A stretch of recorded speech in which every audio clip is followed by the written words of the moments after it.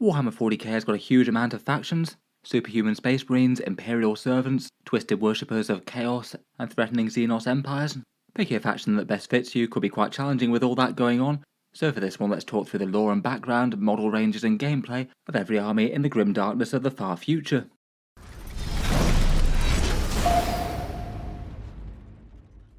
Hello and welcome back to Auspex Tactics, where today we're talking through each and every army in Warhammer 40k, trying to give a good general overview of each faction, some of the pros and cons and interesting things that they have going on, to hopefully better inform people to pick a faction and army that they'll enjoy, as if you get deep into the Warhammer hobby you might be dedicating a serious amount of hours and days to collecting, painting and playing.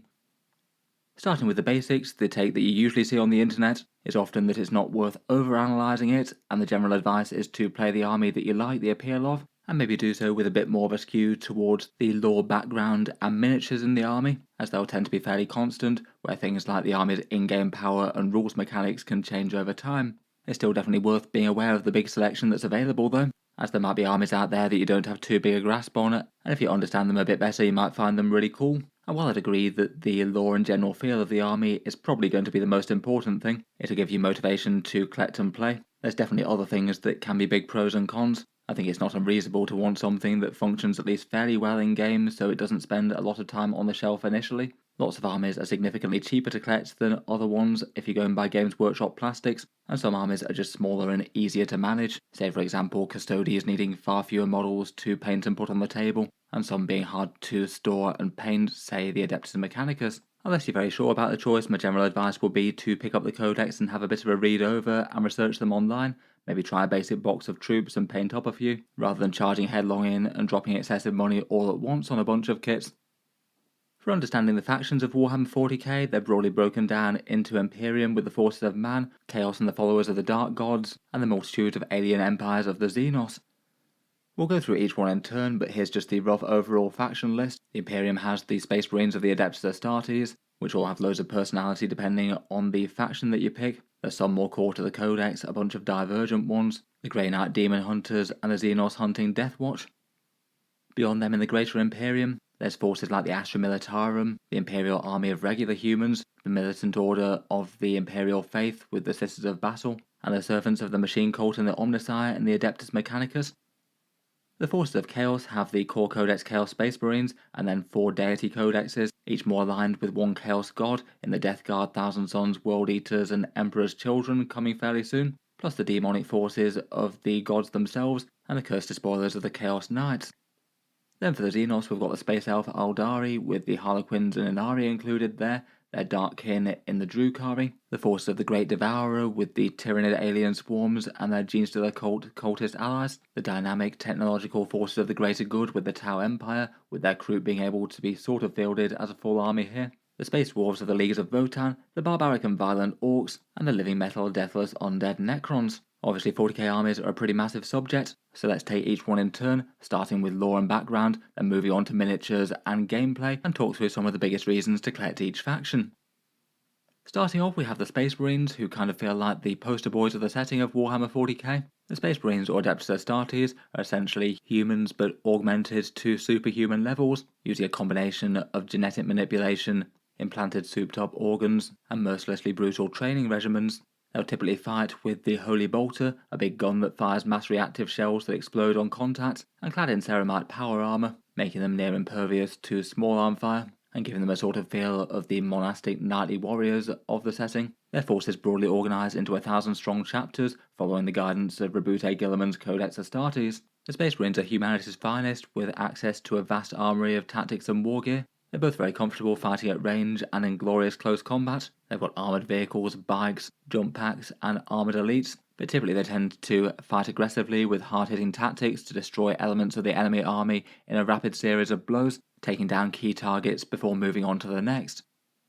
The chapters they're organised into are a big part of the nature of the army. Each one has its own unique fighting styles, specialist strengths, and often hidden flaws, and a few of them have been expanded on massively in the background and setting, having their own codex books all to themselves. I cycle back to these ones as some of the best known first founding style chapters, but they tend to be more the ones associated with the core Codex Space Marines as opposed to the ones that operate a bit differently. You can absolutely make up your own though. It's a big galaxy for making up a chapter with your own theming and styling.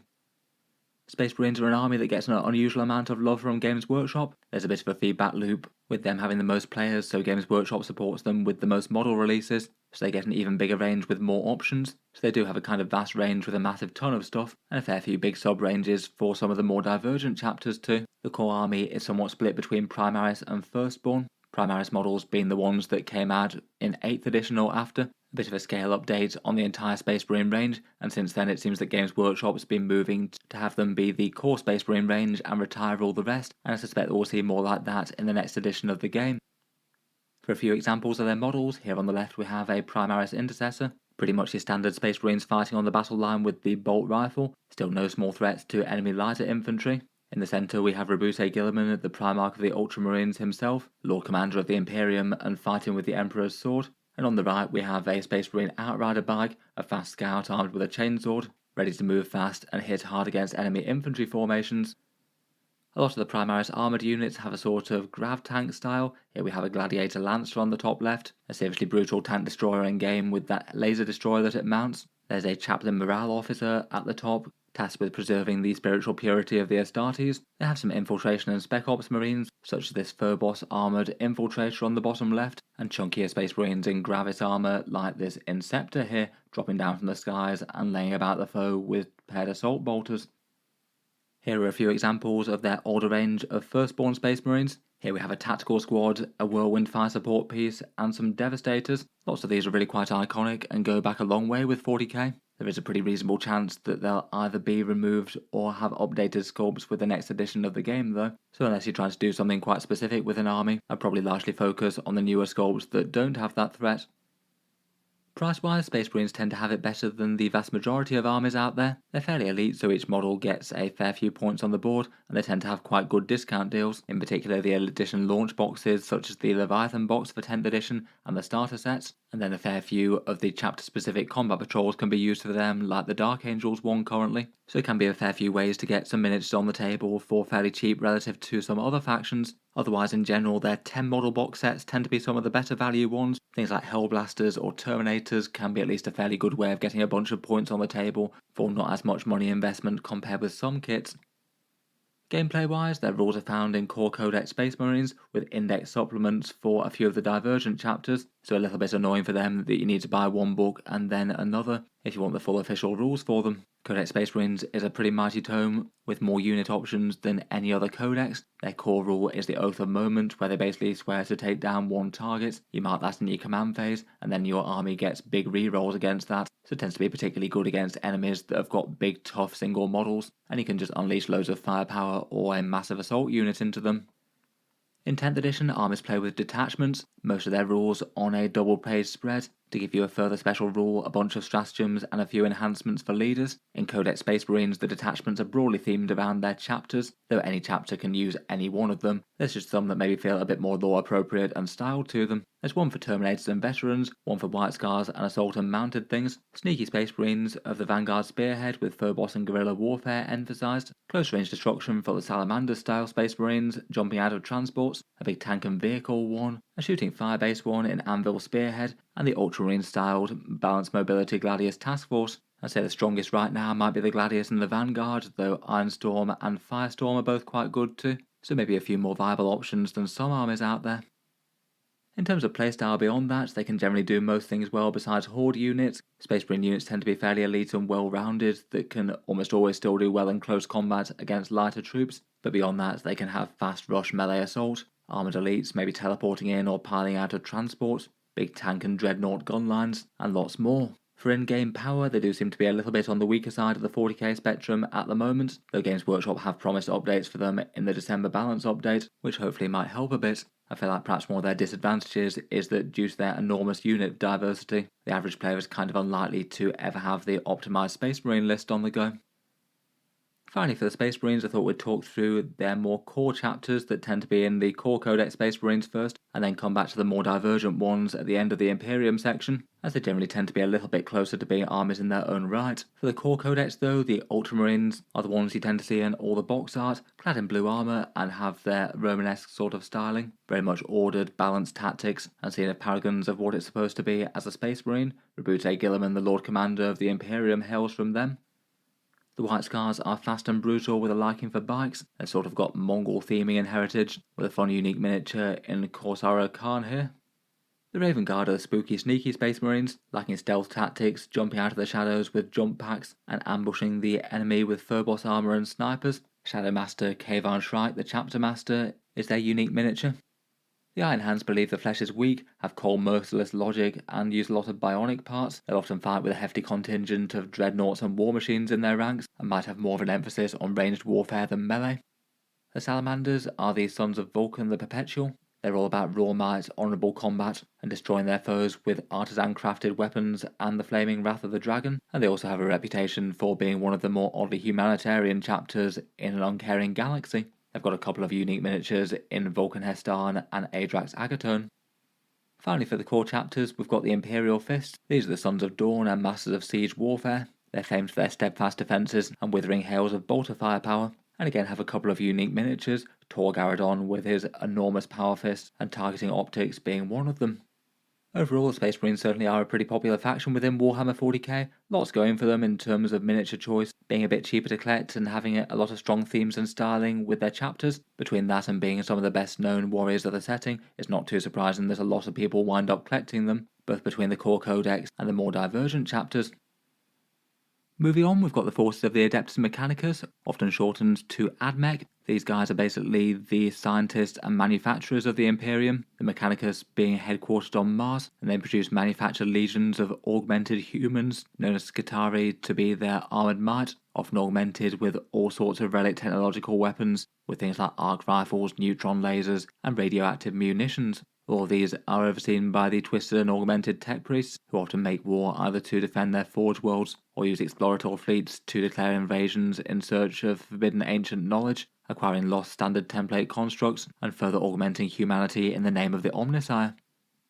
As Warhammer 40k armies go, they're a fairly recent range, typically with a mix of sort of complexly augmented humans, often in flowing red robes, and there's a whole bunch of weird and wonderful tech here that gives the army some steampunk vibes maybe. The army is kind of loosely separated into the Skitarii, which are the core of their more militarized forces, and then a bunch of more arcane thingers and tech priests and zealots that make up the more cult Mechanicus side of the army. Here we have some of the base troops in the Skitarii Rangers, scouting the enemy and slaying them at range with their galvanic rifles. Otherwise, for a few examples of their miniatures, here on the left we have some Castellan robots, relic automata that are programmed by a datasmith, stomping slowly into battle and laying about the enemy with massive fists and incendiary combustors. The Scorpius Dune Rider is the transport of the faction, a slightly mad D-Day landing craft but done as a hovercraft here, and they have some cavalry in the Cerberus Raiders, scouting cavalry riding some rather steampunk mechanical dog horse constructs and picking off commanders with galvanic sniper rifles. When talking miniature ranges for these guys, I would bear in mind that they do kind of take a notoriously long time to assemble and paint. The kits are quite complex and have a whole bunch of different textures and details going on, maybe a bit more so than some of the other factions of 40k.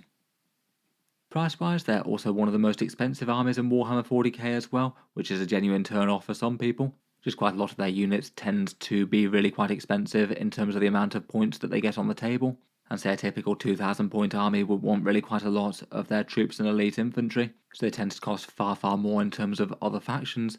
A combat patrol doesn't really help with that either. It does offer a discount, and I feel like the models are kind of fun ones, but they're fairly cheap skirmish units in game that won't cost too many points towards filling up an army of any given size. On the tabletop, AdMech are represented by their 10th edition Codex, plus some fairly heavy revisions that came in a later balanced data slate. They were largely done to make a bunch of their more chaff units a bit more threatening and scary on the board, and perhaps curb their tendency towards being a horde army at least a little bit. Their core faction rule are the Doctriner Imperatives, basically programming your forces either to sit and shoot with extreme prejudice with +1s to hit in the Protector Doctriner, or going on the aggressive, getting advance and shoot and an extra melee boost in the Conqueror Doctriner. Both potentially can be useful depending on the turn and the board state, and they've got 5 different detachments in their codex. Generally, the Skitarii Hunter cohort has been doing pretty well, given that it supports quite a lot of the Skitarii units which make up a bunch of the codex, though most of the others are at least usable. For their more general playstyle, they tend to be a bit more of a ranged firepower type army, more so than melee. They've got quite a lot of fast moving skirmisher style units, plus they get some really quite big buffs from having Skitarii troops and battle line nearby. These tend to help out the army in all sort of different ways, and might lead to them operating as a bit more of a phalanx supported by troops. For their current in-game power, they're kind of on the medium to strong sort of side of things, though perhaps rate them as an army that's a little bit harder to master at a sort of top level of play. In any case, if you want an army of slightly body horror, mechanically augmented humans to lay waste to the enemy with all sorts of radioactive nastiness, the forces of the Admech might be for you. Next up, we have the Hammer of the Emperor, that is the Astra Militarum, aka the Glorious Imperial Guard. The Guard are basically the closest thing to the normal human faction in Warhammer 40k, meaning that people empathise with them quite a bit more than some, taking on a galaxy of horrors and chaos threats with little more than faith in the Emperor, a mass-produced lasgun, and some heavy tanks and firepower to back you up. For their aesthetics, they maybe have a bit more of a traditional military structure than most Warhammer armies out there, pretty recognisable infantry, tanks and artillery, even if they do have 40k weirdness going on, like the tanks having sponsons, and having a few things like scout walkers, and supported by cavalry with explosive tipped spears. In the lore, they often tend to make war with big attrition warfare style tactics, overcoming enemy strength and skill with sheer numbers and firepower alone. The Astra Militarum are a vast organisation drawn from different regiments across the galaxy, with all manner of different fighting styles and wearing different kit. And for their mainstays and pillars of strength, they tend to have their infantry, often advancing under the watchful eye of a brutal commissar, big chunky tanks like the Lehman Russ, and then the pounding thunder of artillery guns such as basilisks and manticores.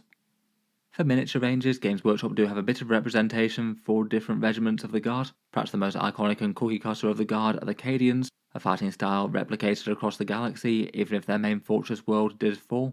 The muscled Rambo-style army of the Kaschan jungle fighters, where surviving a few days on their death world can be akin to surviving many of the harshest battles around. The dour and uncaring Death Corps of Krieg, with their cult of sacrifice and gas masks and extreme willingness to die for the Imperial cause. They're apparently about to be expanded massively with a big miniature range on the way. And then the elite special forces of the Militarum Tempestus to support, Imperial stormtroopers dropping in with grav shoots to handle the nastiest of combat situations. There are a fair few kits that are very overtly themed to one of those, though broadly beyond that there's quite a lot that could apply to multiple different armies. The Astra Militarum model range is one of the bigger ones out there in Warhammer 40k. They've got a whole ton of different tanks and war machines available, plus several different classes of infantry. A few of the most dated things were redone in sort of 22 to 23 with a big release of their Cadian shock troops, but there's still older models around like the Kaschan jungle fighters. In the past, Games Workshop did have several older metal regiments that got discontinued a long time ago for things like, say, Vostroyans or Mordians, but generally if you want things to represent them these days, you'd have to look elsewhere to third-party manufacturers. For a few examples of their army, here on the left we've got some Cadian shock troops, base infantry to fight and hold the line with lasguns. On the top left we've got a Lehman Russ battle tank, a big lumpy but very effective battle tank, this one being the Punisher variant with the Gatling cannon. At the front we've got a Castellan, a senior officer to command the troops, and then behind them we've got a Sentinel Walker and a Deathstrike missile launcher with an Attilan Rough Rider cavalry in the foreground.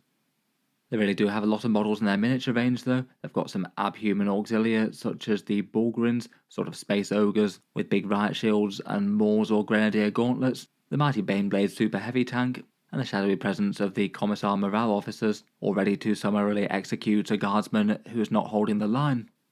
The Tempestus Scions have a smaller model range sort of within the Guard, not really represented by many kits. They've got regular Scions and the Taurox Prime, and they also have those new Tempestus Aquilons, dropping in with the recent Kill Team release. Price-wise, the Astra Militarum are well known to be one of the single most expensive armies to collect in 40k. In general, they don't tend to be all that elite, so in particular if you want some infantry and buy them directly from Games Workshop, it is going to cost quite a lot. Tanks are maybe a bit better in terms of money invested for points on the board, and I'd be tempted to look for second-hand supplies for certain infantry models and things. From personal experience, making the best of some slightly battered miniatures to fill out the battle line really isn't the worst when you might be fielding huge hordes of guardsmen human waves to take objectives. For gameplay, the Astra Militarum still have their index download, though we know their Codex is going to be coming out as the first one in 2025, alongside that new range of Kriegsmen. I feel like their 40k rules work fairly well at the moment. Their core rule is a fun orders system, officers barking commands to their infantry and tanks and getting a bit more out of them, whether it's extra movement, better accuracy, or taking cover to enemy fire. Their Born Soldiers rule helps amp them up against certain enemy targets, giving them some lethal hits against infantry or tanks and vehicles, depending on the unit's keywords. For their general playstyle, they typically tend to be heavy firepower and attrition warfare with a bunch of expendable things to sacrifice on midfield objectives, with infantry with lasguns holding the line. Generally they tend to be quite good at destroying enemy tanks and war machines with big Leman Russes of their own. They have a few of the better indirect firing pieces in Warhammer 40k, like the Basilisk that can slow units, and good skirmish and support options such as Rough Riders, Ogryns or Sentinels. After the latest balance updates, the Guard are looking pretty strong, potentially one of the stronger armies in Warhammer 40k, though as mentioned it's not too long before things change big for them with their Codex release. In any case, if you want to field mass waves of rather unlucky humans against the galaxy of horrors that is Warhammer 40k, maybe the Astra Militarum will be the choice for you. Before we move on, I thought I'd just give a quick shout out to today's video sponsor, which is Titan's Terrain. One option for getting a battlefield full of 40k terrain together at a fairly reasonable price. There's lots of different options for terrain on the tabletop available, though the Titans one is different to most. Basically 12 tiles that interlock to form a normal size Warhammer 40k board, and they fold out to create pop-up terrain to make a fairly instant battlefield that can be stored flat. It's certainly got a bunch of pros and cons versus the other options out there, and I'll cycle back to talk about them a bit more in depth at the end of the video. But the main advantages are having it ready to go straight away with no hobby effort at all, being able to store flat in a box same size as a normal board game, so it's far easier to transport compared with some options out there, and certainly versus Games Workshop it's a fair bit cheaper than a full table of plastic terrain through them. In any case, if you wanted to check them out, there'll be links down in the video description, and I'll talk through their range a little bit more at the end of the video for a few pros and cons and the specific things that they have for sale. In any case, a big thank you to them for sponsoring this one. Back to the 40k armies though, and next up we have the Golden Guardians of the Adeptus Custodes. These guys are pretty well the Emperor's own Space Marine Legion, more or less. Far superior to regular Astartes though, crafted from the Emperor's own genetic alchemy. Each soldier basically a hero in his own right, and fighting with the absolute best weapons and armour that the Imperium is capable of making. Massive Ormite armour, exotic firepower, and the iconic crackling Guardian Spear. Classically, the Custodes have typically been stationed as the Dread Guardians of Holy Terror itself, though in the Indomitus era, under the guidance of Rabute Gilliman, they pursued a more aggressive footing to the threats of the galaxy, often venturing out, potentially attached to other armies, with first strikes to end the threats to the Emperor before they get anywhere close. In battle they tend to fight as small heavily armoured forces of hyper-elite infantry, an indomitable shield line that will put the enemies of the Emperor to the sword, supported by dreadnoughts and tanks with unusual firepower such as Adrathic weapons or the fearsome Blaze Cannon. Miniatures wise, the Custodes are a fairly small army in Warhammer 40k. They've got pretty recent and really quite nicely detailed sculpts, but only really have 5 mainline plastic kits for their core Codex army, and 3 of those are flavours of heavily armoured elite infantry. Having a small elite army does mean that it's fairly easy to put them on the board. They can be quite quick to paint up with their slightly simplistic golden colour scheme, though of course there's still loads of room for showing off painting talent. The range is a bit awkwardly split between their core range and their 412 resin range, which is far more expensive and niche and not in the Codex, but it does feel like they're kind of half an army without it, more or less. For examples of their miniatures, we've got the standard troops, which are the Custodian Guard, a choice of their iconic Guardian Spears or shields and swords, the Alaris Custodian Terminators, teleporting in from Golden Light, and able to shred enemy infantry formations with their grenade launchers and enemy tanks with those spears and axes. They've got Virtus Praetor Dawn Eagle jet bikes, destroying the enemy with thunderous cavalry charges with those lances, and the Custodes are supported by the sort of sub-army of the Sisters of Silence, only represented by one kit at the moment really. They're basically anti-psyker pariahs that can stop sorcery by their very nature. This squad is a bunch of Witch Seekers with their flamethrowers. The Custodes have a few character miniatures as well. You can build many of the shield captains out of their more standard box sets, though they do have Trajan Valoris, their supreme commander, and a few other HQs such as the Mighty Blade Champion.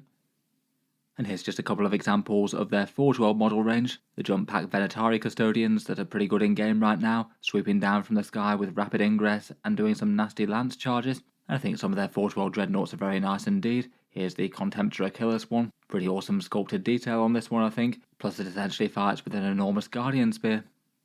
Pricing wise, the Adeptus Custodes definitely have the advantage of being one of the single cheapest armies of Warhammer 40k. Pretty much all of their kits per money invested get you a lot of points on the board, though of course that gets far more pricey if you dip into heavily from Forge World models, as they often tend to be twice the price or more than more standard Games Workshop sculpts. Their Combat Patrol box is particularly great, basically giving you a big force of armoured elites, and you could easily get 2 of them, and add a few units from there. In general, for ease of access of 40k armies, they're one of the very easiest to collect, assemble, and put on the board. For gameplay, their current rules are in Codex Adeptus Custodes. This has 4 detachments in it, Most of them are usable to some extent, though the shield host stands out as the most strong and scary. It combines with their faction rule, which is the martial guitar, for your choice of melee boosts whenever you get into combat, to add better critical hits or better AP above that, plus some pretty nasty stratagems for elite infantry skirmishing in the midboard. In general, beyond that though, Custodes are characterised by really quite enormous elite stat lines with toughness 6, 2+ saves and 4+ invulnerable saves. They can be a bit of a stat check type army, just flat out beating some armies that don't bring enough heavy firepower, and their normal gameplay will be to stomp up their big armoured units onto the midboard and dare the enemy to come and try and take them on in close combat and take those objectives. And probably bear in mind that there's some criticisms of their gameplay just being a little bit on the more simplistic or boring side for 40k. There's certainly ways that you could command them better or worse, but maybe a little bit less scope for subtlety than some factions out there. Currently, for raw in-game strength, I'd rank them a bit more middling to weaker right now. They tend to be a force that's a bit more scary and does better at more casual levels versus the top end of competitive play on the whole. Overall though, they are really quite a popular faction in Warhammer 40k, lots of people collecting them, due to having big scary fun miniatures with big melee and easy to use in game, plus it just doesn't really take too much effort to paint them up and put them on the table, at least compared with some. The golden armour of the Emperor's Own Legion could be a good choice for many of you out there. Moving on, we've got the Adepta Sororitas, also known as the Sisters of Battle. The Sisters are basically the militant wing of the ecclesiarchy and essentially act as the defenders of the Imperial faith. The Imperial Church long being forbidden to bear men under arms, and finding women to be a pretty helpful exception to that, and the organisation becoming what it really was today during the Age of Apostasy and Reign of Blood, when the tyrant Vandai began to usurp the Emperor and consolidate power for himself. His bodyguards, the brides of the Emperor, being convinced of his heresy, they turned away from him, and are now an established presence across the galaxy in their orders and convents to purge the heretic and traitor, and make sure that none stray from the true faith. When they fight in battle, they're pretty well equipped and elite forces within the Imperium. They fight in their own power armour and also make good use of the Holy Bolter, using it alongside melter guns and flamers as the Holy Trinity, with which they tend to purge the enemy with close-range firepower. It's also noted that their faith in the Emperor sometimes seems to be mysteriously rewarded, almost as if his will itself manifests within battle, sometimes a single devout sister, able to prevail with guts and faith alone. Miniature-wise, the Sisters of Battle have had a fairly recent, quite full model refresh around about 5 or 6 years ago now. Generally the miniature sculpts for them were pretty well received, their power armour and flowing robes are all rather nice, and for stylings within the army they have a lot of their more standard power armoured troops, lots of cool elite infantry plus some fighting vehicles, and they're then supported by some ecclesiarchy zealots and penitent units hurled into battle as destructive chaff to atone for their sins. For a few examples of their model range, here's the standard Battle Sister squad, the core troops of the army securing objectives and purging the enemy with special and heavy weapons. They get a few fun cherub miniatures alongside as well, bearing sensors and carrying arms. Here on the right is one of their Seraphim jump infantry, descending from the heavens in a blaze of glory, striking the enemy down with twin bolt pistols or flamers. On the left here we have some ecclesiarchy weirdness, a penitent engine with a mortified sinner having his life force drained to power a great engine of destruction, carving through the enemy with buzzblades, the same being kind of true for the arcoflagellant with their great flails. And the Sisters have a number of battle tanks, the Castigator being one of them, plus having their own version of the Rhino and the thunderous Exorcist to rain some missiles down from the sky. Otherwise, the Sisters have loads of character miniatures, lots of cheap support ones, but a few of their own epic heroes as well. Saint Celestine is the living saint, who when slain has been preserved by the intervention of the Emperor, and the Triumph of St. Catherine, a fairly mad miniature that's basically a relic-bearing funeral procession that emboldens and inspires the Sisters around it. Price-wise, once again the Sisters of Battle are up there as one of the most expensive factions to play in Warhammer 40k. They're maybe not at the absolute top of that, given that a fair few of their units cost a good bit in-game at the moment, given their scary profiles and special rules. A combat patrol box I'd say is useful if you start in the army, but perhaps not stand out amazing for the points that you get in-game. On the tabletop, their rules are found in Codex Adeptus Sororitas, their main army playstyle often being focused around short-range shooting with Melter, Flamer and Bolter, but they do have plenty of melee close combat things as well, and a fair bunch of their more ranged firepower units like Exorcists and Castigators are effective enough, and then all of that is supported by their core rules. They've got quite a fun system where they get to substitute miracle dice into key roles in the game to represent a little bit of divine intervention. It means that certain things like a single melter gun shot can prove disastrous if it connects, and they also all get a 6+ invulnerable save as well to represent the small chance that the Emperor will bestow his grace upon them, even if the model gets hit by an enormous anti-tank weapon or something. The Codex has 4 different detachments, one focused on faithful martyrdom, one on miracles and faith mechanics, one on close-range immolation with melter and flamer, and one on penitent units. The Bringers of Flame for the close-range shooting has generally been the most successful one for them so far. The things might be a little bit closer in terms of the detachment power post the balance update. For downsides, they can be a little bit more of a higher skill army to play, given that you've got some powerful resources for the miracle dice, but you need to use them at the right point. Plus, a lot of their units might hit quite hard, but might be really quite fragile in terms of their defensive profiles, so you might need to make some good use of cover and transports. In terms of their current strength and power though, they're still looking rather strong in 40k, despite some recent nerfs in the last update. In any case, if you want an army of zealous warrior nuns in power armor, purging the enemy at close range with melter and flamer, then the Sisters of Battle might be the choice for you. Moving on, we've got the big stompy super heavy walkers of the Imperium. The Imperial Knights are basically Titans in miniature, but they can still crush battle tanks under their feet. The Imperial Knights hail from their night worlds run by noble houses, and essentially pilot great big mech suits of various different sizes, big Questoris and Dominus patterns or smaller armigers, and can be a massive source of strength to an Imperial battle line. They have many different suit variants with different war gear and roles within their household, and the households themselves have different allegiances, some aligned to the Mechanicus, some sort of noble Imperial zealots, and other knights might strike out as free blades on their own, pledging their services to quests and causes they believe are just. For their miniature range, they're a relatively recent faction in 40k compared with some. They currently only have 3 primary plastic kits that are included in their codex, though each of these do build multiple variants, and all of them are quite nicely made. You can magnetise them quite well if you want to. On top of that though, there's several other knight classes made by Forge World, and they have some in plastic for the Horus Heresy as well, like the Knight Lancer. For the core range for their codex, on the right here we have a Questoris Knight Warden, the Questoris maybe being the more standard Imperial Knights, and there's like 6 different variants available for them. Then we have a smaller squire-like Armiger Helverin, providing some heavy firepower and anti-fly things with those autocannons. And then on the left we have the great big gun turret bastion that is the Dominus Knight, that's either a closer range Valiant pattern with a massive flamethrower, or the longer range tank busting Castellan. Otherwise, here we have an Armiger Warglaive on the left, a more close range melee and tank busting sort of squire. A Cerastus Knight Lancer, really quite tall big knights that move fast and hit hard. They're not in the codex but get Imperial armor type rules. The Lancer's very devastating on the charge and pretty tough on the defense with that great big shield. And then on the right we have a big resin Forge World Knight that's all very expensive, and a Castus Knight Porphyrion. Aside from Forge World things though, the Imperial Knights tend to be really quite cheap for the points from Games Workshop. You could potentially be running armies that are just say 4 or 5 big models, maybe with an armiger or 2 in support if you wanted to. And more than most, if you do magnetise some knights, it means that you could basically have virtually any combination that you needed to from the codex basically ready to go. One Questoris could be used to fill literally every option that they have, so it maybe takes a little bit less long than some to kind of complete an army. They don't normally have value kits, though their base prices are a little bit better than some for 40k for points on the board. There is an upcoming offer of a 2024 Christmas Battle Force in the Balistrite lands, which I think is a reasonable enough starting point. It does have the annoying thing of missing a sprue for the Questoris Knight though.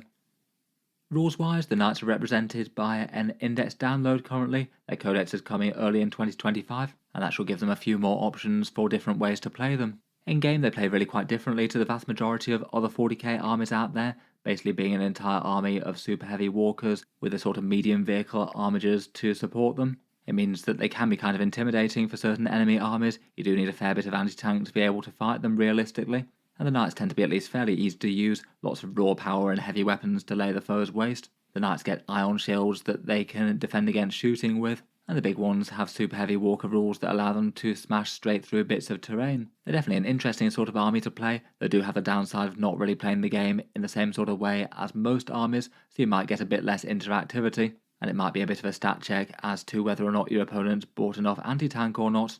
For their nightly special rules, they've got a code Chivalric where they can get some big damage rerolls, and they get some rewards for slaying the enemy warlord and becoming honoured. And overall for power at the moment, they're a pretty solid mid-tier army. Like the Custodes, they tend to do far better at a more casual level as opposed to the highest end of play, just being a little bit simplistic and smashing through the enemies. In general though, they're a pretty cool army with some fun models and a great place to put some cool painting designs if you want to. It could be a good choice of army for many, though a lot of people who collect Imperial Knights often tend to also collect a different faction too, just for a little bit more variety in gameplay. Moving on, we've got some inquisitorial forces with the Codex Imperial Agents. They're a bit of an unusual army in Warhammer 40k, primarily representing the inquisitorial forces, so armies that are brought together by an inquisitor who has basically got sort of unchecked power within 40k, able to requisition and command forces from other planetary governors and things, and defend sectors from the Imperium from all sorts of threats, whether they be from the demonic, the Xenos threats, or heresy from within. The faction also does represent things like other allied Imperial organisations though, such as rogue traders in the Imperial Navy, the Deathwatch, the Assassins, and the Adeptus Arbites. Within the branches of the Inquisition though, the Order Hereticus root out hidden chaos threats and rogue psychers, and they might use Sisters of Battle as their militant wing. The Order Malleus is dedicated to destroying demons and might enlist the help of the Grey Knights to help them out, and the Ordo Xenos study and counter major Xenos incursions, enlisting the help of the Deathwatch. They can also command exotic assets such as the forces of the Officio Assassinorum, often deployed against enemy leaders and warlords in hiding, but they can certainly make their presence felt on the battlefield in a pinch. A Vindicator casually offing an enemy commander in the middle of combat is likely to cause some disruption. Miniature-wise, the forces of the Imperial Agents is a bit of a weird one. They're a bit of a strange mix of a miniature range with lots of kill team kits, most of which haven't really been designed to be a cohesive army together and more just being their own thing. I feel like that perhaps appeals to some people more than others. You basically get to command a fun hodgepodge of different things from across the Imperium, but perhaps the downside of not having quite as much of a central unifying aesthetic. They don't really have their big tanks or own armoured units. They can use a few transports that are more aimed at other factions or allying some knights if they want to. And for some of their more damage dealing units, things like Grey Knight Terminators or the Deathwatch Veterans, there's at least some threat that they might get updated at some point or other, given that they're at the older Firstborn scale and haven't been translated to Primaris yet. For a taste of a few of their miniatures though, they've got some unique Inquisitors for each of the Ordos. We've got Inquisitor Cotias with his slightly less than well received model here, Inquisitor Draxus of the Ordo Xenos with a shuriken catapult that will make the Aeldari jealous, and a fairly core kit to the army are the Inquisitorial Agents that can build their henchmen retinues to escort the Inquisitors. Here we've got a Vindicator Assassin Sniper to be able to take down enemy heroes at long range. There's the Adeptus Arbites as the enforcers of Imperial law and justice. And as mentioned, the army does sort of encompass the Deathwatch at the moment, and they have their own very small miniature range, though I'll cycle back to them to talk about them with the Space Marine section. Price-wise, they may be a bit unusual. I feel like quite a lot of their lighter squads and kill teams are a bit expensive for the amount of points that you get on the board, though I feel like probably the average player will be more looking to play these at a lower points level than some, so you might not be trying to collect a massive sprawling army of many thousands of points, or at least not so many people might be. The Deathwatch and Grey Knights are probably the most reliable way to get miniatures that have a fair few points on the board though. For value options, they've got this Combat Patrol set that goes very heavy on the Adeptus Arbites, and they had some Launch Battle Force box sets that weren't enormously popular, so you might be able to find some of those in local retailers. Rules-wise, the Imperial Agents really are an army with more issues than most right now. They have their own Codex and can either act as allies to any Imperial force within some constraints or be fielded as their own army, and they get different points costs where they're a bit cheaper to be fielded with their units as their own army as opposed to allying them. Their playstyle at the moment is a little bit limited, smaller squads of skirmish infantry and transports with a few militant wing damage dealers such as the Veterans and the Grey Knights, and he likely wants to ally in some Imperial Knights so you've got at least something that can take down tough stuff. They've got 4 detachments which are themed around the different Ordos. At the moment the most usable one feels like it's the Imperialis Fleet one, as that supports more datasheets in the Codex than the rest and has some fun movement and board control things going on. For current power wise though, they're pretty much the weakest faction in the game. In their current state I treat them as more of a fun and lore fluff sort of army, though I'd expect some sort of major change for them to happen in December. It sounds like Games Workshop are redoing Deathwatch rules, so hopefully they make some moves to make the Imperial Agents a little bit more playable as their own faction. I feel like getting things like a core army rule would be a bit of a minimum, plus giving them some way of being able to take down tanks off their own steam wouldn't be bad. In any case though, they're certainly going to be a bit of an unusual faction to collect, perhaps an aesthetic and overall feel that appeals to some players more so than others, and potentially could be useful enough if you've got other Imperial armies, as you'd have quite a big sideboard option for allies. Moving on, let's cycle back to the Divergent chapters of Space Marines and starting off with the Unforgiven Dark Angels. The Dark Angels are the sons of the recently returned Primarch Lionel Johnson, perhaps exemplifying the Space Marines in their monastically knightly warrior role, great monster-slaying knights of old Caliban. Much of their chapter's history has been defined by the fall of half of their legion during the Horus Heresy. brother fighting brother, and then many of the fallen Dark Angels being cast throughout space and time by the Dark Gods. And the Dark Angels have been incredibly secretive since, isolating themselves from much of the rest of the Imperium, using their Ravenwing Second Company bike formations to hunt down and find the fallen, and then the Terminator armoured fist of the Deathwing to bring them to justice. In more recent lore, the Lion has returned and the chapter has battled against Vashtor and other great threats within the Imperium Nihilus, and his return has brought with him the power to redeem fallen who never truly felt the touch of chaos, serving the chapter as the Inner Circle companions.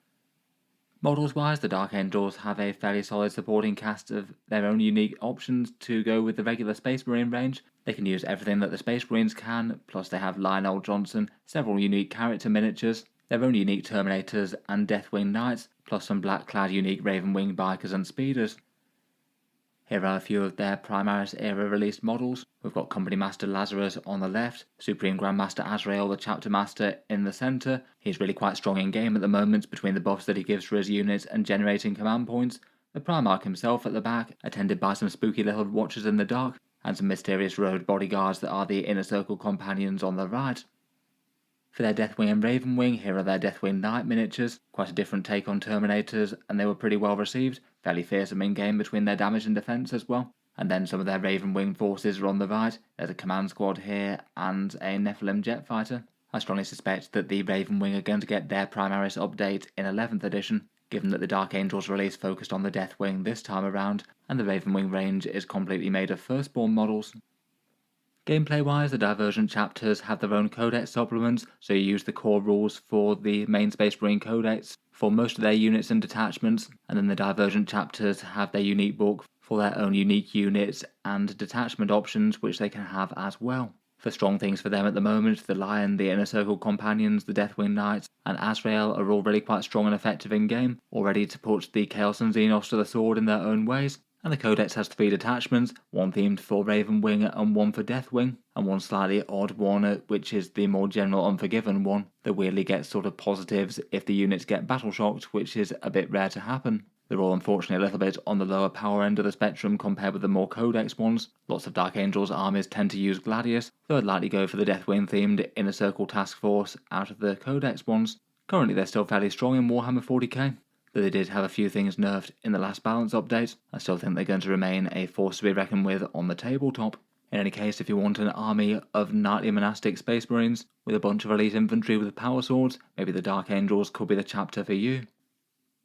Next up we have the Black Templars, the Space Marine chapter that basically embodies the Marines as the sort of crusading knight aesthetic. They very much don't adhere to the standard Codex Astartes and instead have great big fleets that are on constant crusade throughout the galaxy, resupplying and taking resources as they go, before plunging in to clear out great threats of Chaos and Xenos. They're originally descendants of the Imperial Fists and Rogel Dawn that splintered off under the leadership of Sigismund and do things really quite differently. And in battle they'll often deploy large squads of mixed melee Space Marines with initiates and neophytes scouts fighting side by side, ready to purge the foe with bolter and chainsword, and then maybe some armoured elites deploying via Land Raider Crusader. Miniatures wise, the Black Templars have never had an enormous unique range of their own, though basically all of the options that they did have got really quite a nice Primaris scale redo in 9th edition, only a few years ago now, and they've got a small but nicely executed range where most people are good fans of their models. They've got Helbrex, Grimaldus and the Emperor's Champion for their epic heroes, a couple of variants of captains and lieutenants, and their mainline elite infantry, a squad of sword brethren, and their mixed role Crusader squads. You can see their Primaris Crusader squad on the right there, typically consisting of a sword brother, 5 initiates and 4 neophytes. Otherwise, here are their fighting elite sword brethren, really quite a scary unit in game, and particularly when accompanied by High Marshal Helbrex, they'll be capable of taking down the very scariest threats around. The Black Templars also have a fairly good Primaris upgrade sprue as well, with a bunch of different shoulder pads and some physical manifestations of a bunch of relics, plus some interesting war gear for the neophytes and a melter to put on vehicles. Finally, here are a bunch of their characters. We've got High Marshal Helbrex, the Commander-in-Chief, fresh from putting an Ork to the sword there. The grim and skilled competent that is the Emperor's Champion, wielding the Black Sword, bane of enemy heroes and monsters, and on the right we've got their unique martial sculpt, basically a captain but for Black Templars.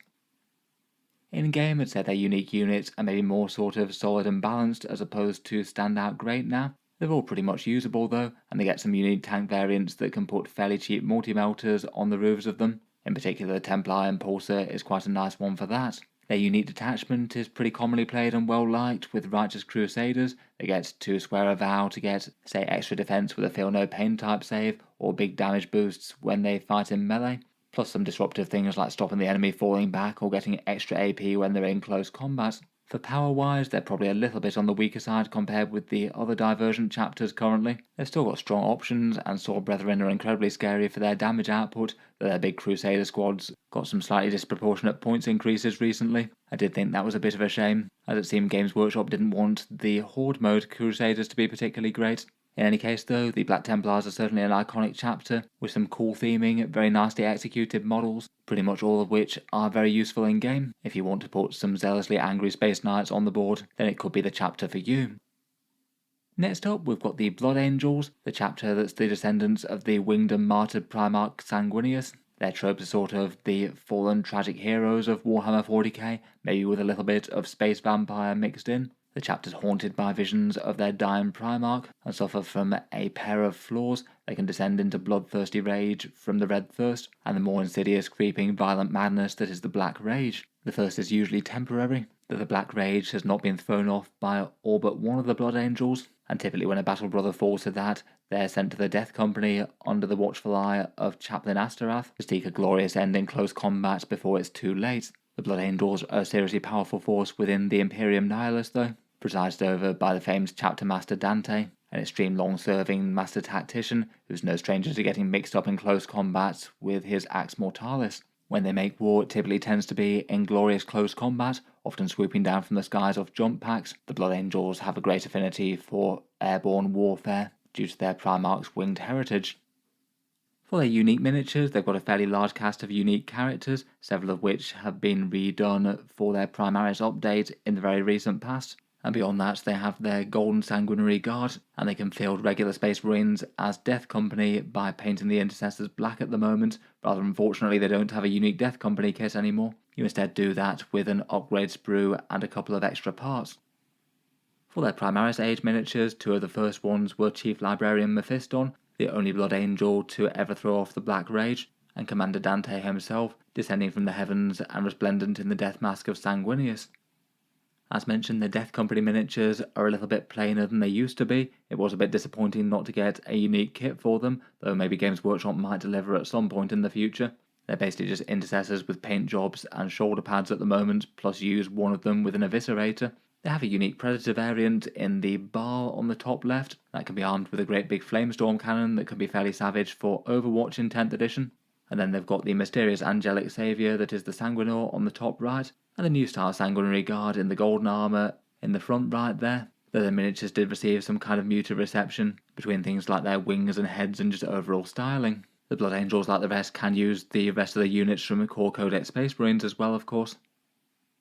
In terms of gameplay, the Blood Angels have their recently released Codex, and at initial impressions it looks quite strong. They've got 3 unique detachments, one for jump pack focus with jumping on and off the board, a Death Company themed one that unfortunately seems a little bit outclassed, and then just a general purpose fast melee assault one in the Liberator Assault group, which has really quite a lot of strength and seems fairly terrifying. For stronger unique units, the Sanguinary Guard and Dante are both nice and efficient. Mephiston is really difficult to deal with his lone operative rules, and big blocks of Death Company with the chaplains to lead them can be really nice in support. Just on-foot melee captains leading assault intercessors are also really nice. Currently between that and particularly with the Liberator Assault group, they're pretty strong and scary in game. They're generally an army that needs to play a little bit carefully though, and balance playing cagey behind terrain with jump infantry, with going in for big all-in assaults when they need to. Overall, if you want some very angry, but also very noble winged saviours, maybe the Blood Angels could be the chapter for you. Next up, we've got the Sons of Ross in the Space Wolves. These are a sort of Nordic and Viking themed Space Marine chapter who do have a fixation on all things lupine. They recruit from the rather mythic and savage world of Fenris, a planet with a great amount of megafauna, and their gene seed has a few notable quirks, the Canis helix making them unusually savage fighters, but also giving them rather sharpened lupine fangs and a few other features, with some of the Space Wolves degenerating to the point where they become unusually cursed savage wolfen, sort of halfway to being Space Marine werewolves unable to control their fury. In battle they tend to favour close combat, often making war with things like frost axes, hellfrost weaponry, and occasionally deploying the mythic Thunderwolf cavalry. and have a good number of their own unique patterns of dreadnoughts, flyers, and other units. The Space Wolves have really quite a large unique miniature range at the moment, really quite a lot of characters, big melee damage dealers in the Thunderwolves and Wolfen, unique dreadnoughts like Bjorn, Murderfang, and some custom flyers for them, plus a bunch of equivalents of more standard Space Marine units, things like Wolfguard Terminators, Grey Hunters and Bloodclaws, and more. Aside from just a couple of character releases, they haven't received any sort of Primaris update yet, and given that Blood Angels and Dark Angels and Black Templars have all had quite a lot that way, they're widely expected to be next for that. There seems like there's a good chance for later in 10th edition, but I guess probably sometime in 11th edition if not. That is a bit of a downside, knowing that there's a major refresh on the way that could invalidate some options, but not knowing exactly what's going to change. Looking at their current miniatures though, on the top left we've got one of the Savage Devolved Wolfen holding a two-handed axe. In the centre we've got Ragnar Blackmane, one of the only Primaris era miniatures, and pretty savage close combatant with a massive amount of damage to melee attacks. On the top right we've got Logan Grimnar, the chapter master of the Space Wolves. He can fight from the back from his wolf-drawn chariot Storm Rider. And for a few of the other miniatures we've got some Thunderwolf cavalry here on the left, a fairly fast and dangerous melee unit, and some Wolfguard Terminators on the right, much bedecked in furs and trinkets and runic totems. For their gameplay, at the moment they have their downloadable index. In early 10th edition they were often really quite fixated on Thunderwolf spam, maybe a tiny bit less so since they got a recent big points increase. Otherwise Bjorn the Fell-Handed, Logan Grimnar, Murderfang and the Wolfen are all fairly scary options, and a lot of the rest of their stuff is at least usable, even if not so enormously standout. A lot of Space Wolf armies often like to borrow the Stormlance formation of the White Scars, as that gives some fairly direct buffs to the Thunderwolf cavalry. The Champions of Russ is their chapter lock detachment though, and that's also really quite effective. You get a bunch of different saga missions for your characters to complete, and if they manage to do them, then you get army-wide boosts. You at least start with one of those active now, which makes it far better, but otherwise the rest can be a little bit hit and miss depending on the opponent, but it certainly encourages a good amount of characters and leaders. Power-wise, they feel a fair bit more middling in 40k now. They did get quite a big nerf to one of their best builds recently, though I think still within the ranks of Space Marines they've got quite a lot to offer. In any case, if you want a scary army of savage melee Space Vikings, maybe the Space Wolves will be the ones for you.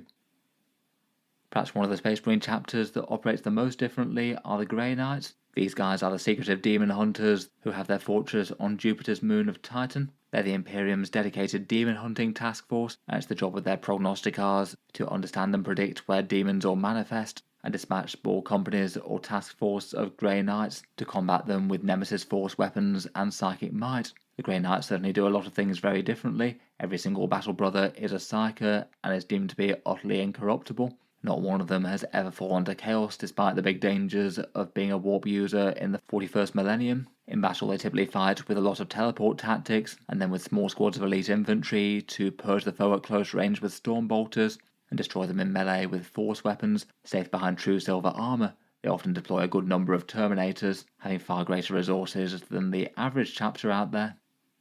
Miniatures wise, the Grey Knights are a slightly older range of plastic models at the moment, centred around just 3 main boxes, which are from 40k's more recent plastic kit era, but certainly a fair bit older than say the dawn of Primaris. There's at least some justifiable concern that they're due a major range update, maybe similar to Black Templars, at some point in the future. I'd guess that it'll be fairly complete and extensive when they eventually get round to doing it, and it's more a matter of when than if. At the moment, the only miniature that they've redone post the Primaris update was Castellan Crow here. Really quite a cool model of the Grey Knight Purifier wielding the cursed blade to prevent it from falling into the wrong hands.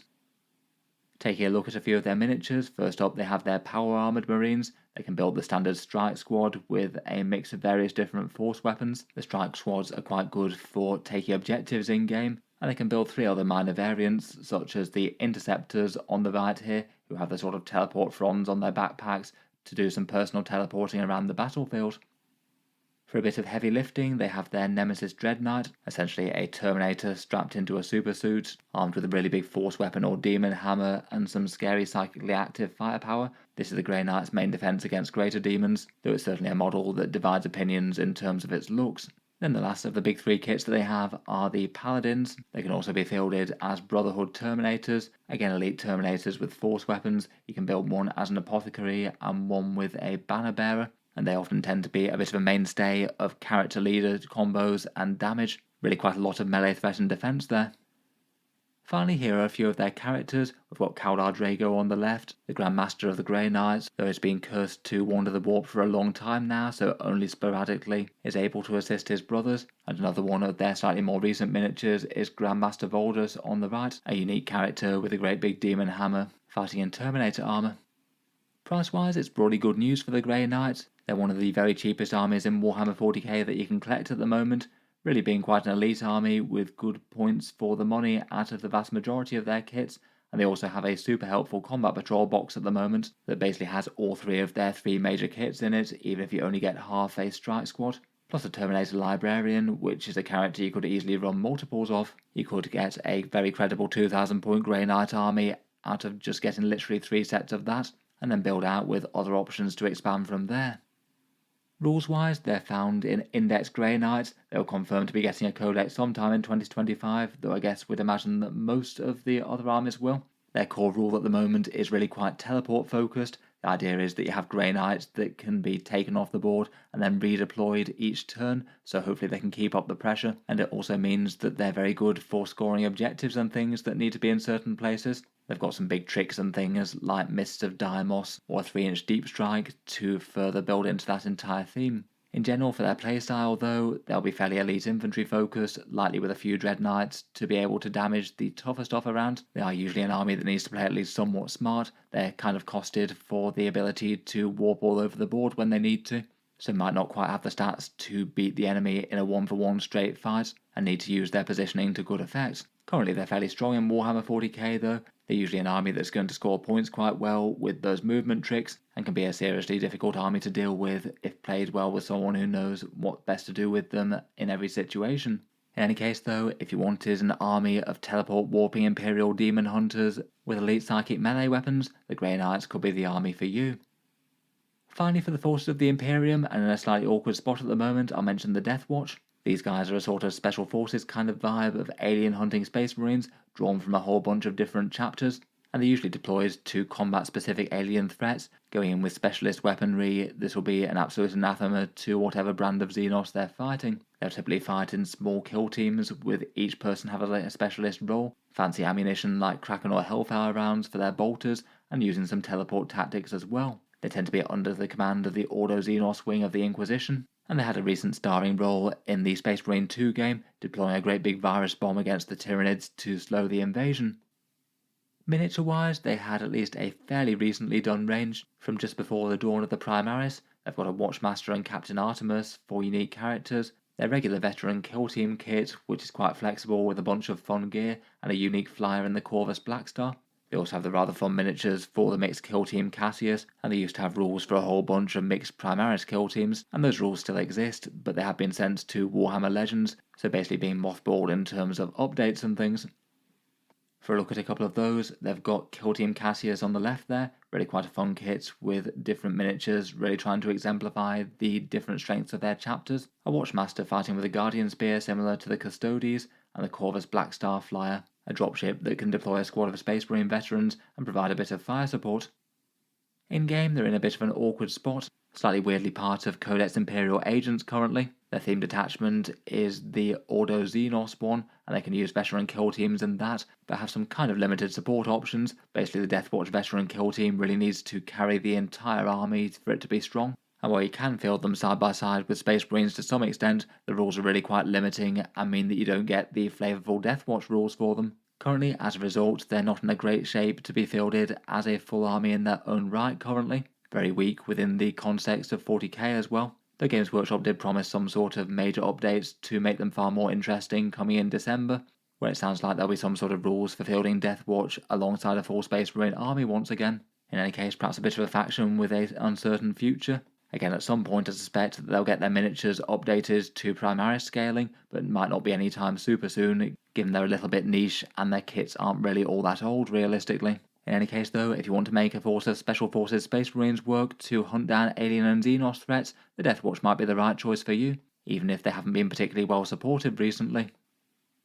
Leaving the forces of the Imperium behind now, let's descend into the realm of Chaos. First off, let's talk about the traitors first and foremost, and the Chaos Space Marines are the dark mirror of the Adeptus Astartes, for the most part traitors and heretics that turned against the Imperium long ago in the Horus Heresy. following the guidance of the War Master Horus and descending into worship of the Dark Gods, largely driven back to the Eye of Terror for millennia, though in relatively recent history they've very much burst out of this prison, shattering the Cadian Gate and raiding the Imperium from along the Cicatrix Maledictum. The Chaos Space Marines still possess the genetically augmented elite of the Space Marine warriors, with plenty of their great arms and war gear, but also combine it with demonic possession, forbidden technologies, and mutations bestowed by the deities. The Chaos Space Marines are organised into various different legions of warbands, each with their own distinct fighting styles and personality, and it varies greatly between them. Some are great veterans of the founding legions, waging the long war for 10 millennia and more. Some are more recent fallen chapters. Generally they're some of the nastiest threats that you can face in Warhammer 40k though, one of the big bads of the setting.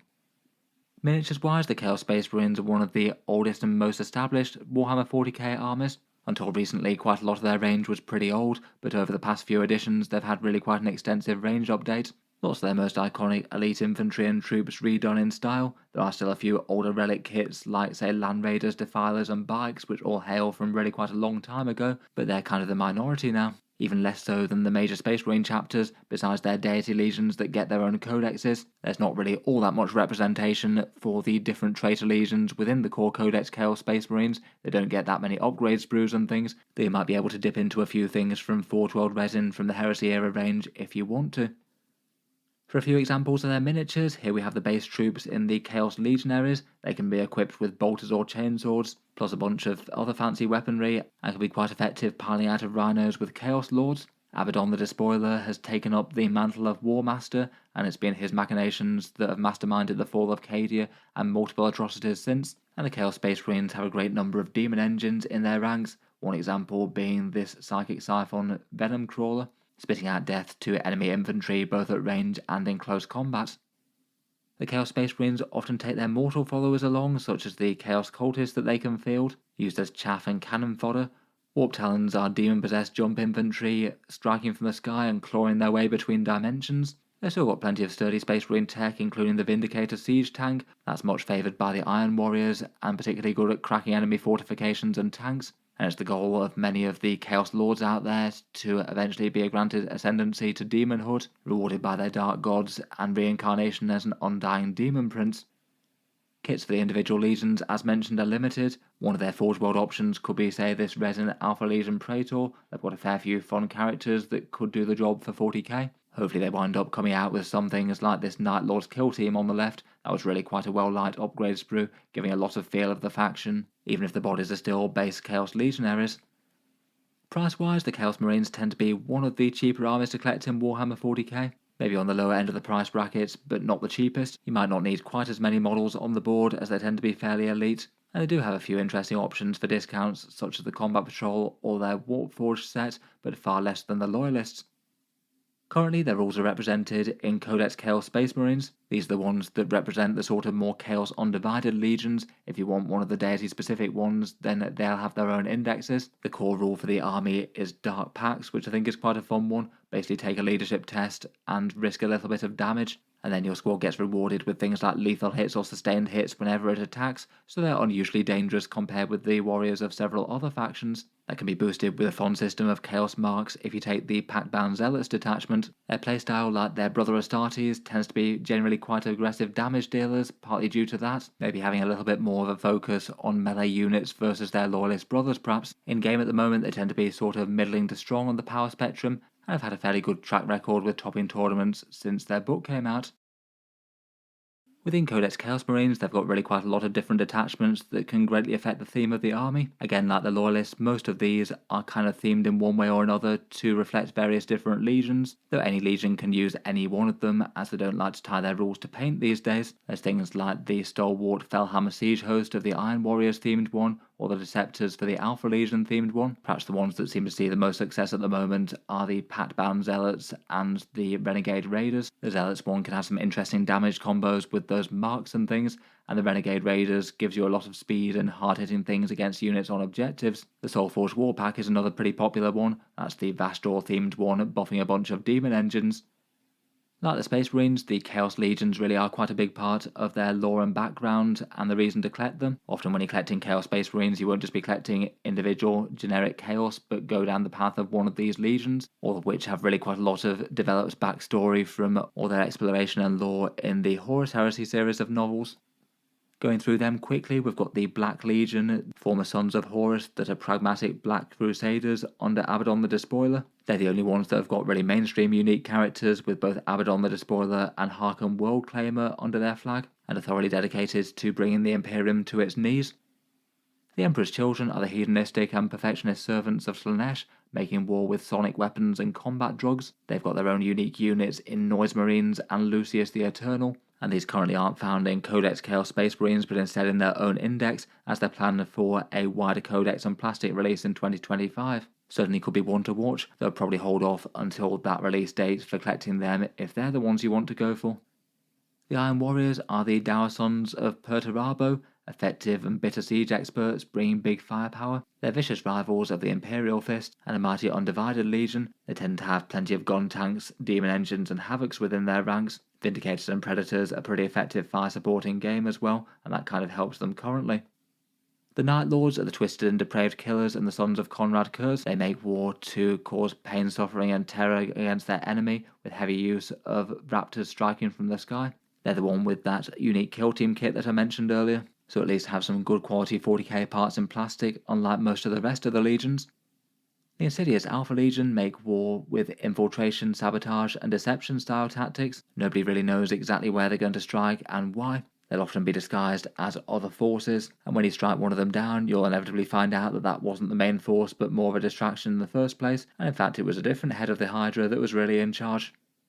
The Word Bearers are the prophets and evangelists of the Dark Gods, making war inscribed with heretical texts and making great use of possession and demonic pacts, lots of possessed Space Marines and Dark Apostles in their ranks. And then beyond that, there's plenty more themed warbands and things out there. The Red Corsairs, led by Huron Blackheart, in an enormous force in the Maelstrom. The creations of Bile, led by the Spider himself, former apothecary of the Emperor's Children, who now likes to tinker with all manner of ways to make Space Marines better. And plenty of other warbands that you could theme around in the lore or make your own, the Fallen Dark Angels, the Crimson Slaughter, the Purge, and plenty of others. And you could also make forces to represent the combined might of the Demon Vashtor, maybe have him leading the force with a whole bunch of demon engines and run a Soulforged warpack. Overall, there's a massive amount of options for theming and lore for the Chaos Space Marines, but in any case, if you want to lead an army of spiky Space Marines crusading against the Emperor, with all sorts of demon nastiness thrown in, then the Chaos Marines might be for you. Moving on, let's talk through the Deity Traitor Legions. These are all different flavours of Chaos Space Marines, but tend to be utterly devoted to the worship of one Chaos God and exemplify what they're good at. First up, we have the World Eaters, the sons of the Demon Primarch Angron. They were easy prey for the worship of Khorne, utterly blood-mad Chaos Space Marine berserkers and shock troops, terrifying charges with their iconic Khorne berserkers, laying waste to any formation they're thrown against. The might of their legion was further enhanced by the cybernetic implants known as the Butcher's Nails that increased their rage but also their sheer strength as well. And their signature weapons are various different forms of chain axes. As a legion, they're rather chaotic and splintered, going around in individual warbands. Primarch Angron, of course, offering no leadership whatsoever, being a great big ball of rage who can cut straight through the heart of an enemy army, and even when slain and banished, will inevitably return to real space in short order. Miniature-wise, they only really became an army in their own right, with a proper unique set of miniatures at the end of 9th edition. At the moment they've got a small core range: Berserkers, 8-bound, Angron, Jackals, the Juggernaut Lord and Khan. That's the sum total of their unique plastic kits, plus a bunch of more standard Chaos Space Marine choices, being able to field things like, say, Forge Fiends and Mauler Fiends, and the mighty Khorne Lord of Skulls. Hopefully I'll get at least some more goodness in 10th edition, though I guess we'll wait and see on that front. Here's a few pictures of those. We've got Lord Invocatus mounted on a Juggernaut, good for scouting a bunch of World Eaters towards the enemy super fast. Khorne Berserkers are the foot troops of the army, utterly deadly to enemy infantry formations. The Lord of Skulls is a Titanic-class demon engine, an enormous great big engine of destruction powered by harvested blood. The 8-bound are basically the possessed of the World Eaters, bigger, stronger and more ferocious, and fused with the bloodletter lesser demons of Khorne. And Angron himself has a rather spectacular centerpiece miniature, and lives up to his lore representation in game at the moment, I'd say. Price wise, the World Eaters could be worse, again fairly elite, so buying any individual kit does tend to get at least a fair amount of points on the board. Plus they have a fairly good combat patrol box, which will get you a good amount of Khorne Berserkers to form the core of the army. When collecting and painting them, I would bear in mind that a bunch of the Chaos kits do take quite a long time to paint up. If you want to do them like the box art, then you'll spend really quite a long time painting their spiky trim, and that can be a little bit labour intensive for some models more so than others. For putting them on the table, their current rules come from a digital index download right now. Their core rules are the Blessings of Khorne, where you roll 8 dice at the start of the turn, and then decide which army-wide buffs the Blood God will bestow upon them. They also get extra nasty on the charge, getting a +1 strength and +1 attack when they throw themselves at the enemy. Their playstyle is relatively simplistic, pretty much pure melee aggression, with massive amounts of damage and units that aren't really all that tough, so they need to make big impacts when they go in. It does generally mean that they need to play at least a little bit careful around terrain, and they can't just move right out in the open, otherwise they're just going to get shot down, so you need to make the choices of when your berserkers throw themselves out of cover to hit the enemy. They can potentially do some big fun scouting things though, and potentially hit the enemy front lines turn 1 if you combine some scout moves with things like their movement buffs. They also have the very scary prospect of potentially resurrecting Angron with a good roll on the blood dice, and that can be kind of game changing if he's slain early. Currently I think they're fairly well balanced within 40k, pretty much all their unique stuff decently usable in game. I'd say they're around about medium strength overall. In any case, if you want some massively violent Chaos Space Marines taking skulls for the Blood God, then maybe the World Eaters might be the right ones for you. Next up we've got the Death Guard, the Chaos Legion that are the sons of the Primarch Mortarion, fallen to Nurgle. The Legion infected with warp plagues and making a pact with the Plague God when becalmed in the warp on the way to Terror. And the blessings are a sort of curse of living death, their legionnaires becoming the near unkillable Plague Marines, completely resilient but also rotting away beneath their armour and blessed with all sorts of sores, tentacles and other horrendous mutations. Typically in battle the Death Guard fight with grim attrition warfare, heavy use of plague weapons and virulent bioarmaments, plus some slow and ponderous but very destructive demon engines of Nurgle. Typically they aim to outlast their foe and grind them down as their legion advances. The Legion split into 7 great plague companies with their own agendas and leaders, and have certainly been active in the galaxy recently under the command of Mortarion, notably assailing Ultramar in the Plague Wars. For their miniatures, the Death Guard were one of the focal factions of 40k 8th edition, and as a result, out of the Deity Traitor Legions, they're the ones that have the single biggest miniature range. Really quite a lot of unique stuff, and quite cool that they get a whole bunch of demon engines that the others don't have at the moment. Plus, as with the rest, they can use a good bunch of generic Chaos picks, though not everything. Their core troops are the Plague Marines, as you can see fairly busy miniatures, lots of blighted and pitted armour and all sorts of weird and wonderful mutations coming off them. They're quite scary in game at the moment, jumping out of a Rhino alongside a Biologist Putrefier, able to take down big targets with their heavy plague weapons. Death Shroud Terminators fight with their great Man Reaper size, armoured elite guards of the Legion, both very tough and very deadly in melee. Here's a couple of their demon engines with the Plague Burst Crawler and the Mephitic Blight Hauler. The first is an artillery piece / battle tank, the second a lighter demon engine that specialises in taking down elite infantry and light vehicles. They have their own corrupted masses of mortals with a whole bunch of poxwalker zombies essentially, and of course they have their demon Primarch Mortarion as well, really quite a spectacular centrepiece model to put on the table with his great insectoid style wings. Price wise I'd say they're kind of medium for Warhammer 40k, they are at least a fairly elite faction, though 10th edition has seen a fair few of their units get some surprisingly big points cuts, so just more models and things are needed for a general purpose army list. Their combat patrol box is probably one of the ones that people will be keen to see updated for 10th edition. For some reason it's just weirdly poxwalker heavy, with 30 of their zombies vastly outnumbering the actual number of Death Guard in the box set.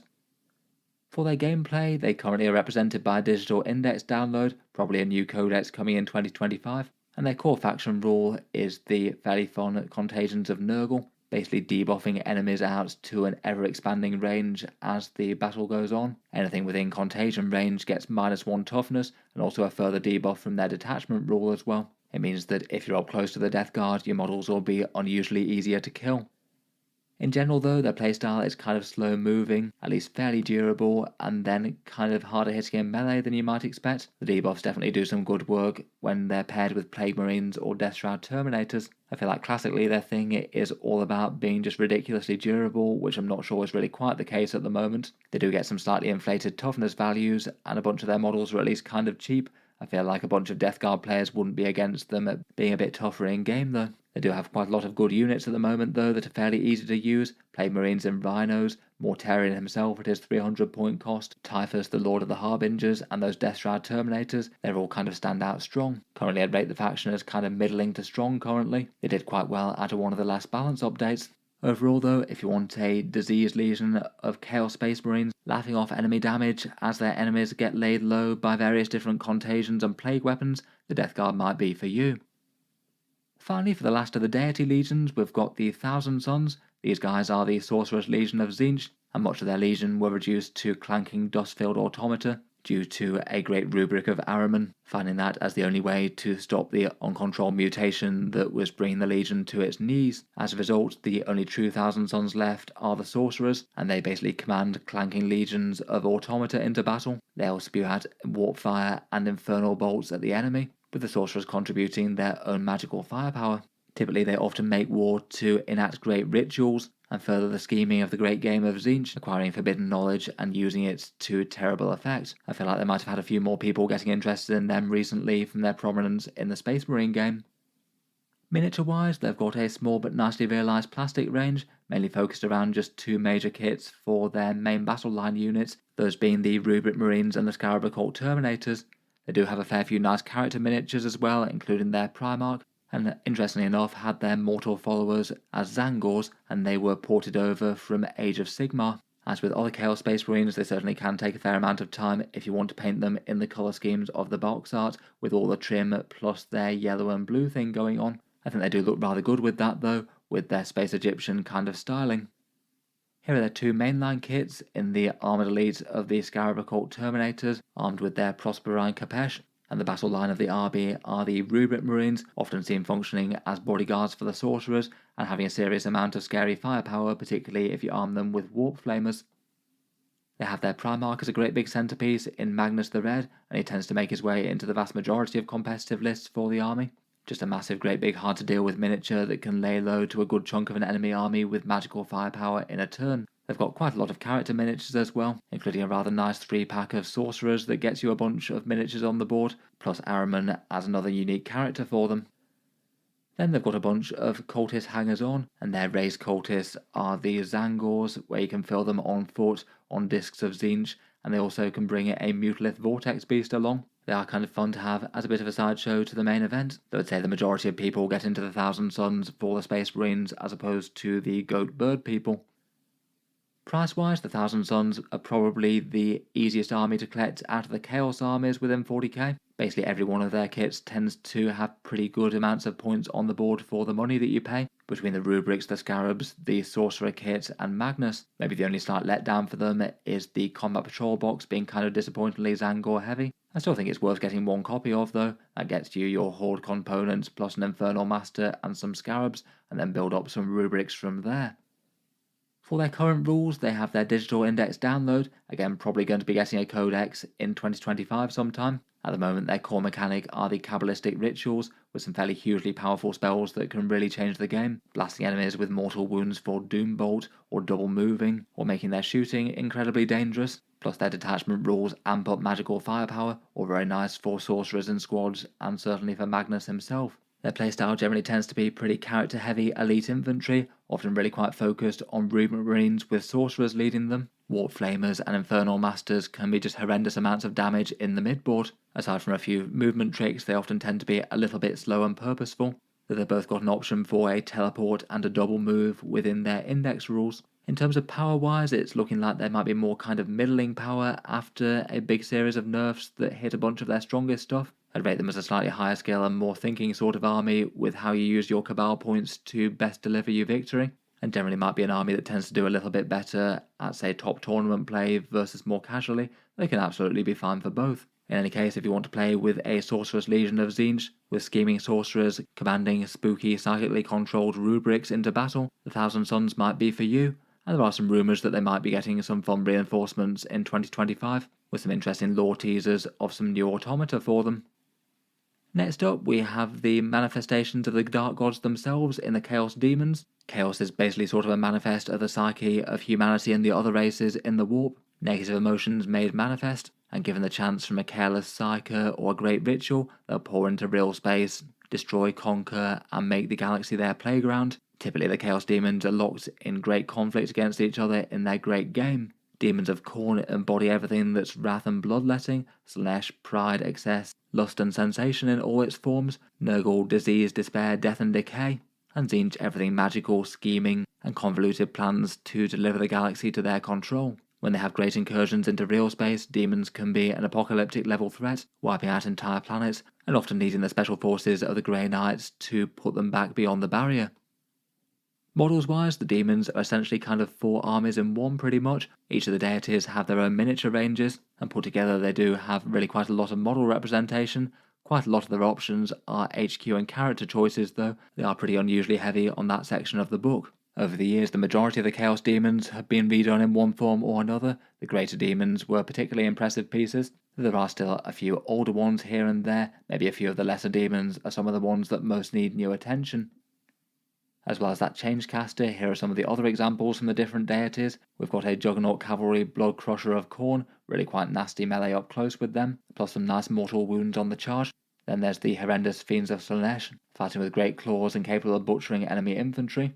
And here on the right we have the revolting, rotting and decaying Great Unclean One of Nurgle, an enormous demon hoisting its bulk across the board and shrugging off near all damage and firepower with complete impunity. There are some more undivided offerings as well. Be'lakor is the Dark Prince and Master of Shadows. He tends to combine a pantheon of the Dark Gods and carves out a name for himself personally. Plus you've got things like the Soul Grinder and Demon Prince, which can be pledged to the various different deities. Pricing wise, I'd say the Chaos Demons are sort of medium for Warhammer 40k. They've tended to become a bit more elite and a little bit less hoardy with their current versions in late 9th and early 10th edition. In general, it's a little bit cheaper if you want to collect Demons of Khorne versus the rest though, as their combat patrol is basically an entirely Khorne focused one. Bloodletters, Blood Crushers, a whole bunch of Flesh Hounds and a Herald. As it goes, it's a fairly generous one with really quite a lot of units and quite a lot of points to put on the table, but doesn't really help too much if you want your demonic legions to focus on one of the other deities. Currently, the Chaos Demons haven't received a Codex yet for 10th edition 40k. There were some rumours that they could be broken up into different deity books alongside different legions, though that's very much unconfirmed at this point. In their index version though, they certainly have some very unique rules and play differently to the majority of Warhammer 40k. Their units tend to get invulnerable saves but not armour saves, so low AP things tend to be good but high AP is a bit wasted. Everything gets deep strike, so can jump onto the board from reserves if you want to, and they've got shenanigans for dropping close or returning to reserves as they need to. And then they've got the Shadow of Chaos, where if you can control the mid-board, you get a whole load of different benefits, plus the Greater Demons can each provide an aura of that as well.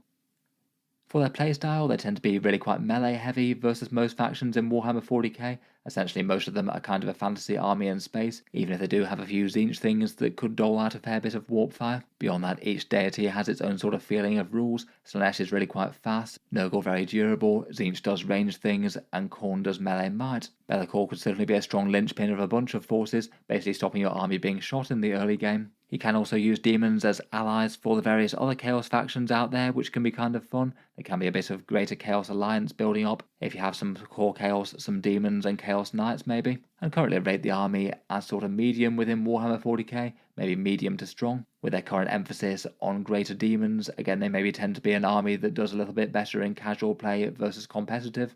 But they definitely still have some very interesting tricks that they can pull off. Overall, if you want a whole bunch of warp spawn bursting their way into real space and slaughtering the galaxy in the name of thirsting gods, the Chaos Demons could be the faction for you. Lastly, for the Scions of Chaos, we have the corrupted fallen nobles that are the Chaos Knights. For the most part, these guys are Imperial knightly households that fell to chaos, some of them more recently and some of them dating all the way back to the Horus Heresy. And since their millennia of darkness and slaughter has generally changed them quite a bit. They typically stride to war with great spiked hulls, great guns and close combat weapons souped up with demon energy, and trophies of past kills hanging about their armour. They're well known for being great terror troops of chaos as well, an aura of dread and despair hanging about them, and certainly the might of a Chaos Knight is the last sort of thing that you want to see on the other side of the battlefield to you. Miniatures wise, the Chaos Knights are another very new Warhammer range. For their own unique kits, they really only have the two primary kits, the Abhorrent that's sort of the equivalent of the Imperial Custodes that can build a fair few variants, and then their War Dog kits, which is quite fun and flexible, having options for dedicated melee, dedicated range, and a mix. Beyond that though, they can basically use the various patterns of the Imperial Knights bar one or two. The idea is that you take those kits and you'd convert them by adding all manner of spikes and things, and they can also use the Horus Heresy era Knights like the Lancer as well. For their mainline kits, here we have an Abhorrent class, sort of Questoris turned bad style knight. This one is the Abominant, a Psycho Knight that commands warp storms and has good melee versus elites. And on the right here we have some War Dogs. These ones are the dedicated ranged Brigand version, really quite strong in game as fast moving general purpose gun turrets, good anti-tank with those Demon Breath Spears, and then a Reaper chain cannon to mow down troops. Then you've got the more loyalist pattern knights. Here's a Knight Tyrant, which is basically a Dominus painted up in chaos colours. I've seen people do all sorts of weird, wonderful and cool conversions for them. And you can use the Horus Heresy Forge World style Cerastus Knights too. The Knight Lancer is a pretty powerful shock melee choice for the faction. Price wise, like the Loyalists, they tend to be one of the cheaper factions in Warhammer 40k. An army can consist of just a few big models. Even if they're expensive, they tend to be better value than the average 40k army. And having not all that many unit choices in the Codex and just using a few kits, it means that if you take one of your models and magnetize it, you can have really quite a lot of the options of the entire army available. Their current rules are in their digital index download. I'd suspect that their Codex will be dropping sometime in 2025, potentially not all that long behind the Imperial Knights, which are coming early in the year. They do have some core rules that operate really quite differently to their Imperial cousins though. The Harbingers of Dread makes them basically the Battleshock army of 40k. Forcing tests to happen when enemy units are depleted, even if not outright destroyed. It maybe tends to be a bit more effective against armies that go for direct durability as opposed to small units that you can wipe out, but depending on the exact game that you're playing, it can be quite disruptive. In general though, they just tend to be a fairly big, destructive and easy to use style army. As with the Imperial Knights, and it's an entire army of heavy vehicles with big weapon profiles, they'll tend to do quite well against other enemy big stompy stuff. They've got lots of raw power and plenty of savage melee, particularly from the War Dog Carnivore. Again, as with the Imperials, it can be a bit of a different experience compared with playing Warhammer 40k with most of the other factions out there. You'll just have every game basically be vehicles trying to stomp smaller stuff from the enemy. So perhaps one of the biggest downsides is that the games could maybe be a little bit on the samey side and don't promote as good interaction as say some infantry versus infantry conflicts could. Perhaps the other downside for them at the moment is they've typically tended to run very War Dog heavy basically ever since the faction came out. The big knights are usable enough in casual games but just don't really tend to be very standout if you want to make the list as strong as possible. I'm sure Games Workshop will eventually get around to fixing the imbalance, but it's taken them a very, very long time so far. In terms of in-game power, I'd say they're kind of fine at the moment, sort of lower mid-power, and again, like the Imperial Knights, a bit better at casual games versus hyper-competitive ones. That tends to be the nature of more sort of stat check style armies, with lots of big profiles but maybe a few less sneaky tricks than some. In any case, they're certainly a fun faction. I've seen lots of people do really cool things with the miniatures. If you want a great big stompy army of bitter and murderous heretical war machines, then perhaps the Chaos Knights could be for you. Moving on from the Chaos now, we come to the alien forces of the Xenos, and first up we have 40k's flavours of space elves in the Aeldari. They've got quite a lot of flavours of different factions, and they're also known as the Azayani or the Craftworld Eldar for their more standard incarnation. Basically the Aeldari are the final remnants of a doomed space elf empire. Great haven starships called Craftworlds fled before the fall that they could see coming, where the depravity that they'd sunken into as a civilization became quite so impressively great that they created the entire chaos god of Slanesh. There are now very few of the Eldar left in the galaxy, and aboard their great starship Craftworld havens, their citizens both function as normal roles within society, but can all take up arms to fight when war calls. The greatest warriors amongst them dedicating themselves to the aspects of war of the war god Cain, and alongside that they can also deploy very powerful psychers and seers, arrow-swift jet bikes, and ponderous wraith constructs, fallen ghost warriors animated by the spirit stones of the dead. They fight to survive, thwart the machinations of chaos and the great enemy Slanesh, and some take a more militant and pragmatic approach to trying to restore their old empire to its previous glory. For their miniatures, they're one of 40k's oldest and most established factions, and with a massive amount of models in their range. Until somewhat recently, they were a fairly neglected army that still had quite a lot of older kits in their range. Then they had a really quite big release wave in 2022, and then now it seems that they're going to be getting another fairly big release wave in 25. This one hopefully updating the remaining Aspect Warriors and Phoenix Lords that have needed rescuing from Finecast resin for a while now. We've even had a sneak peek teaser of one of the Phoenix Lords with this new Fugan model coming out in the new year. Within the army, they also have sort of sub-ranges for their Harlequins and Ynnari that I'll talk about in their own entries a little bit, as they can both do things quite differently. For the core Eldar range though, they have quite a lot of units that have the more sort of Guardian and Craftworld colour kind of aesthetic. On the left you can see the Guardian Defenders here, sleek armour and carrying shuriken catapults, firing tiny monofilament blades at the enemy, plus the Wind Rider jet bikes here, blisteringly fast and capable of mounting heavy anti-infantry weapons under it, with one of their seers, a Farseer on jet bike in the foreground here. He's got a singing spear. Then they have Aspect Warriors to embody the different elements of their war god Cain, the lithe howling banshees jumping into battle with their power swords, and great shrieks to incapacitate the foe, the Dark Reapers embodying the death of the war god and laying down enemies from a long range with their Reaper launchers. Plenty of other brightly coloured aspects beyond that. In times of utmost need, the craft world can rouse their shard of the fractured war god, a blood sacrifice of one precious Eldar life, allowing the great towering colossus to stride into battle and lead their forces to victory. Beyond that, they also have their Wraith constructs and war machines. These are some Wraith Guard armed with some D-size, durable Wraith bone, and animated by the spirits of slain Aeldari. And on the right here is the Falcon Grav tank. Eldar tanks tend to be fast moving and fairly heavily armed, though not quite as tough to destroy as certain other factions' ones. Price wise, Eldar tend to be on the sort of medium to high side, maybe being in a bit of a middle ground, seeing as they've got quite a big focus on infantry, and normal sized human infantry in 40k doesn't tend to be all that cost effective. They do have some big points intensive models, and a few of their infantry miniatures are at least quite elite. Their Combat Patrol box set is generally regarded as a fairly good one. A bunch of jet bikes, a Wraith Lord, some Guardians and a Farseer is quite a well-rounded start to a force. In-game, they're currently represented by their digital index download, and as mentioned, their codex that's going to be coming fairly early next year. Their core rules give them some rather godly dice manipulation. The Strands of Fate allow you to basically have a pool of dice that you can substitute into important rolls. Maybe the Guiding Hand of a Farseer making some damage go off with extreme prejudice. And they double down on that with some fairly perfect damage, with the battle host allowing them to reroll a hit and wound every time something attacks, which can be pretty big for anti-tank weapons. For the most part though, outside of a few certain units like say the Wraith Lord and the Avatar, the Aeldari tend to be fast moving, pretty fragile and pretty hard hitting, with a big focus on sneaky movement tricks with things that can move, shoot, move, or reactively move to the enemy to keep them safe. Compared with their Drukhari kin, they tend to maybe be a little bit more ranged focus over melee. They can do a little bit of both. For their current power in game, I'd rate them as kind of medium to strong, fairly well balanced as they go. I feel like they have a bit of a reputation of often being one of the stronger factions in 40k, though they've certainly come down from their power trip at the start of 10th. In any case, if you want to command some technologically advanced and enigmatic space elves, then the Aeldari might be for you.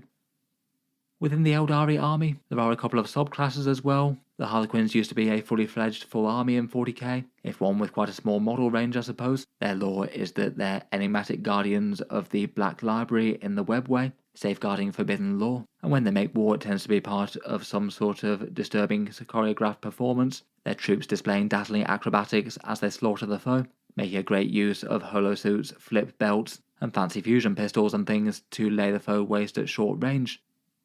Currently their miniature range is a fairly small one within the greater Aeldari army, 3 main kits in a transport/gunship one, a pair of these Skyweaver jet bikes, and their more standard troops, plus a few extra characters alongside. Here's their regular troop on the left, theatrical mask performers, fighting with pistols and their specialist Harlequin melee weapons. If you want to paint them like the box art, then be aware that the checked patterns can be rather tricky. Then centrally we've got one of their special characters in the Death Jester, his Shrieker cannon raining sorrow from afar, and on the right we've got the Void Weaver, blasting down enemy tanks and elite infantry with its haywire or prismatic cannons. Price-wise, they're kind of similar to the Aeldari. They don't have the luxury of any sort of combat patrol, and no discounts available for them though. And then for their gameplay, they have their current rules inside Index Aeldari. and for the most part are treated pretty similar to the rest of the Aeldari units there. The main thing that's different is that they're allowed to ally with Drukhari as well, so you can take a certain portion of the Dark Eldar army as Harlequin troops if desired. I strongly suspect that we get some sort of Harlequin-focused detachment when the Aeldari book comes out. That does usually tend to be the normal pattern of things with 10th edition. In general though, for their units, they tend to be really quite fast moving, often fighting from jet bikes and transports. They hit hard up close with pistols, and can also make good use of the sneaky movement tricks from the battle host. A Harlequin troop can be pretty punchy with Yvraine and the Vizarch in tow as well. Unfortunately, as it stands, if you want to field them as a full standalone faction as they once were, they'll be a lot weaker to play currently if you're going alone, as you're basically going to be lacking a bunch of options that any other Aeldari army will be able to take. I feel like a lot of Harlequin players would probably have some sort of mix between their units and the more common Craft World ones now. In any case, if you want to collect an army of enigmatic Aeldari mass performer warriors, then the Harlequins could be the army for you. For another kind of sub-army within the Aeldari, we have the Ynnari. As Warhammer 40K lore goes, they're at least a relatively recent faction that was added to the game. They came about in a narrative towards the end of 7th edition, and they're basically the Eldar that worship Ynyad, the god of the dead, the deity that they have the most hope in to defeat Slaanesh once and for all, and are somewhat of an Aeldari doomsday death cult in a way, their warriors being empowered by the casualties and the release of the souls to strengthen the deity. Miniatures-wise, they can use models from the other Eldar factions, and in reality they're a bit of a sub-faction with a trio of different characters. They do have the interesting twist that they can draw armies both from Craftworld Eldar and Drukhari as well, so you can create some unusual alliance combos. For their unique miniatures, they have their unique avatar, the Incarn, born aloft on swirling soul energy, Yvraine, the leader of the faction, and the Vizarch, her protector and bodyguard. Some of the Aeldari aspect warriors and things also have options that are loosely aimed at the Ynnari. I feel like Games Workshop have often realised them with sort of head swaps and things for the other things that come in their kits. Again, like the rest of the Aeldari, I strongly expect their rules might get reinterpreted with the upcoming Eldar Codex. Given that they're at least a fairly major force within them and do things a bit differently, I'd kind of expect that they might get a dedicated Ynnari detachment. For the meantime though, they have the army construction rules where you basically use the Aeldari battle host, then you can use half your force as Drukhari datasheets, excluding a few things like the homunculus covens. So they can get some interesting options like battle host rerolls and blade storm on venoms and things. You need to have Yvraine as your warlord to unlock this. Currently they seem like a perfectly viable way to build Aeldari armies, perhaps not seeming enormously stronger than the more core Aeldari army though. For their characters, Yvraine is pretty strong, quite a lot of anti-infantry damage and needed to unlock the detachment. The Vizarch can be okay. Maybe if put in with a big block of Harlequin troops alongside Yvraine, the Incarns may be a little bit more niche after its rules change in the balance update, but as mentioned, Drukhari datasheets with a bunch of buffs and things they don't normally get can certainly be very interesting. In any case, if you want to collect an Aeldari death cult with a mix of miniatures from Craftworld's Harlequins and Drukhari, the Ynnari could be the choice for you. Speaking of the Drukhari, they have far less noble intentions than the other Aeldari factions. The Drukhari, also known as the Dark Eldar, are basically the twisted gangs from their nightmare city of Comera, essentially pre-fall Aeldari that retreated into the Webway as a way of hiding from Slaanesh, and if anything might have descended to deeper and more twisted depths than ever, typically making war with the other races to acquire resources, raid and cause pain and suffering, the torture of living souls being the thing that sustains them and keeps them safe from the Dark Prince. Some of the major powers within Drukhari society are the powerful cabals, great gangs that vie for strength and do turf wars with each other for power and influence, the witch cults that haunt the gladiator arenas, their warriors fighting with lethal acrobatics and stimmed up with combat drugs, and the fleshcrafter homunculus covens, taking apart creatures of the lesser races and combining them into all sorts of disturbing flesh creations with which to carry out their bidding. Their technology is similarly advanced to the Aeldari, deploying a lot of poison splinter weapons, enemy tanks and vehicles reft asunder with the fearsome power of dark lances. Models-wise, the Drukhari have a medium-sized miniature range, most of it at least fairly old for Games Workshop plastics as they go, though I think that the vast majority of them hold up really well to modern day standards. The biggest issues for them, I think, are that really quite a lot of their old resin kits are just completely gone from sale at the moment, and to be honest, most of the ones that are gone weren't particularly good and fit for purpose when they existed, so hopefully they get round to a new release wave sooner or later. At the moment there's a few key units like Grotesques, Beast Packs, the Court of the Archon and things that are missing from the roster. For examples of their miniatures, they're split into the three themes of Cabals, Witch Cults and Covens.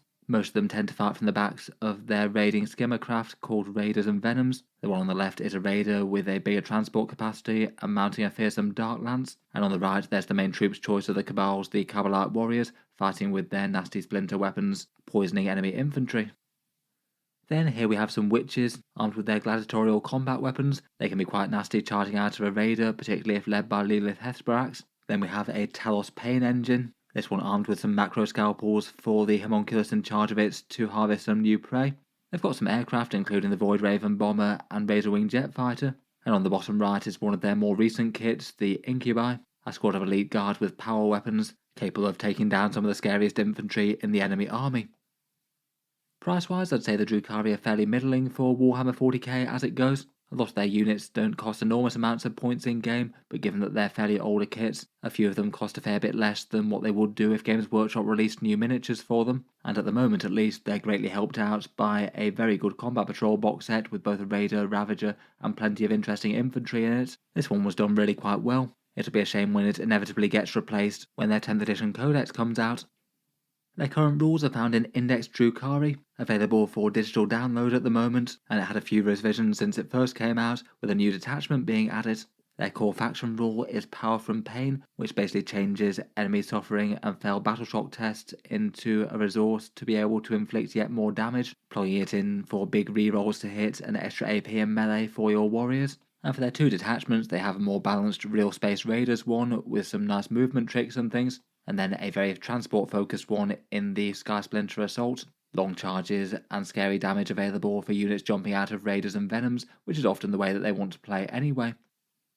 In terms of more general playstyle, like their Craft World cousins, they tend to be fairly fast-moving, hard-hitting, and relatively fragile if they get hit first. Toughness 3 elite infantry tend to go down quite quickly to any sort of small arms fire, though with good movement and threat range out of their raiders and things, they'll often be able to get the first strike. Power-wise, they're currently looking a lot more middling after a rules nerf from the last balance update. They were riding high before that, being one of the strongest factions in the game though. In any case, if you want some twisted and depraved Space Elf raiders, dragging enemies back to the Dark City for their experimentation and pleasure, then the Drukhari might be for you. Next up, we've got the swarms from beyond the galaxy with the Tyranids. Their unending devouring swarms pour into the galaxy from all sides in great hive fleets, their myriad organisms guided by an enigmatic and unknowable hive mind. They tend to attack worlds in overwhelming numbers, overrunning defenders and stripping them bare of all resources, harvesting their biomass before moving on.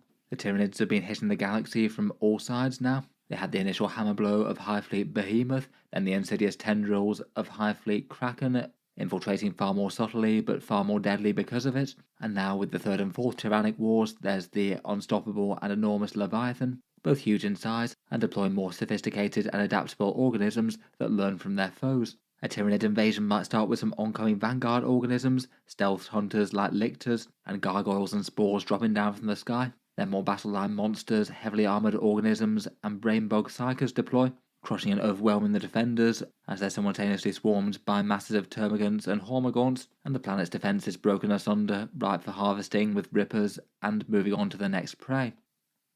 Miniatures-wise, the Tyranids have been fortunate enough to be the antagonist faction of 10th edition. They already had a fairly big, widely developed range, though this has meant that they've had a lot of new miniatures with older kits replaced and updated. All in all, they've got lots of options for various different classes of monster to field, lots of swarms and everything in between, medium-sized organisms like Tyranid warriors and zoanthrope psychers. They have a fairly distinctive appearance, sort of carapaces like bugs or insects, and then a bit more of an animal-like underbelly. And their weapons are sort of symbiotic organisms in their own right, often sporting eyes and things, and firing living ammunition.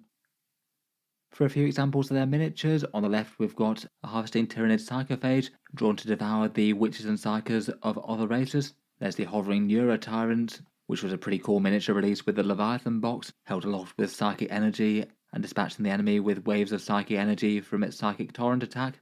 Towards the front we have a couple of termagants, the base swarms of the Tyranids, often fielded in vast numbers to overwhelm the enemy's guns, and on the right we have some mid-sized organisms and Tyranid warriors, aimed to be the sort of alpha fighting elite of the army, and can be equipped with either ranged or melee bioweapons. The Tyranids do have a fairly vast array of different options though. They've got Venomthropes here on the left to cloud their forces in a cloak of spores as they advance. Harpies and Hive Crones can fly through the sky, unleashing death from the air, and the lumbering Tyrannifex is basically the Tyranid equivalent of a mainline battle tank, a huge and hard to kill armoured carapace with a really big and effective anti-tank gun in the Rupture Cannon. Price-wise, I'd say they're kind of on the middling to good side of Warhammer 40k on the whole. Maybe as an entire army, not particularly better or worse than the average faction, though currently in 10th edition they have access to some slightly better discount deals than most, with the 40k starter sets in particular. If you are starting them and you can find a copy of the Tyranid half of the Leviathan box going for a reasonable price, that'd be quite a good idea. Though these ones are becoming a little bit more scarce. Just for general ease of collecting the army as well, they're a fairly easy army to get painted up. Generally one carapace colour, one underbelly colour, and then pick out the details, and you can have a fairly effective force on the tabletop quite quickly. For gameplay, their current rules are found in Codex Tyranids, though that has had a few important revisions from the balanced data slate since it came out. Their core faction mechanic are Synapse and Shadow in the Warp, Synapse being the leadership way that they command their swarm, important to have the big bugs commanding the small bugs nearby, and it makes them far less likely to fail leadership, and also gives them a strength boost in close combat as well. The Shadow in the Warp can provoke some psychic terror in the enemies, with a once became battle shock test across the board. It's maybe a little bit random and scattergun as to how much effect it makes, but it could deny your opponent a few victory points. Within their codex they've got 6 different detachments. Perhaps the most commonly played one is still the more standard invasion fleet, having the Tyranids adapt to the enemy armies with a fairly balanced swarm approach, getting some nice damage boosts against either vehicles and monsters or infantry. That one's one of the stronger ones alongside the Vanguard Onslaught that helps out the infiltration and winged type organisms, and the Synaptic Nexus can also be quite strong, with a focus around psychic and command style creatures, potentially with big damage boosts from a stratagem. There's also one for devouring Tyranid harvesters, a monster-themed Crusher Stampede, and an unending swarm for masses of endless multitudes units, though I'd argue that those two are a bit on the underpowered side at the moment. In general though, the Tyranids have enough model range to play really quite different armies if they want to. They can go very horde focused or really monster heavy, and despite maybe classically having a reputation as a melee faction, tend to have fairly solid ranged options as well, plus several interesting lone operatives to support with various different flavours of Lictor. They still do have a bit of a weakness for dealing with enemy tanks and monsters compared with some factions perhaps, outside of certain units like that Tyrannifex. Currently they seem to have been having a fairly good time of it in Warhammer 40k, and are looking fairly strong in game after the balance update. In any case, if you fancy playing as a massive swarm of alien monsters to devour and destroy the enemy, then the Tyranids might be the army for you.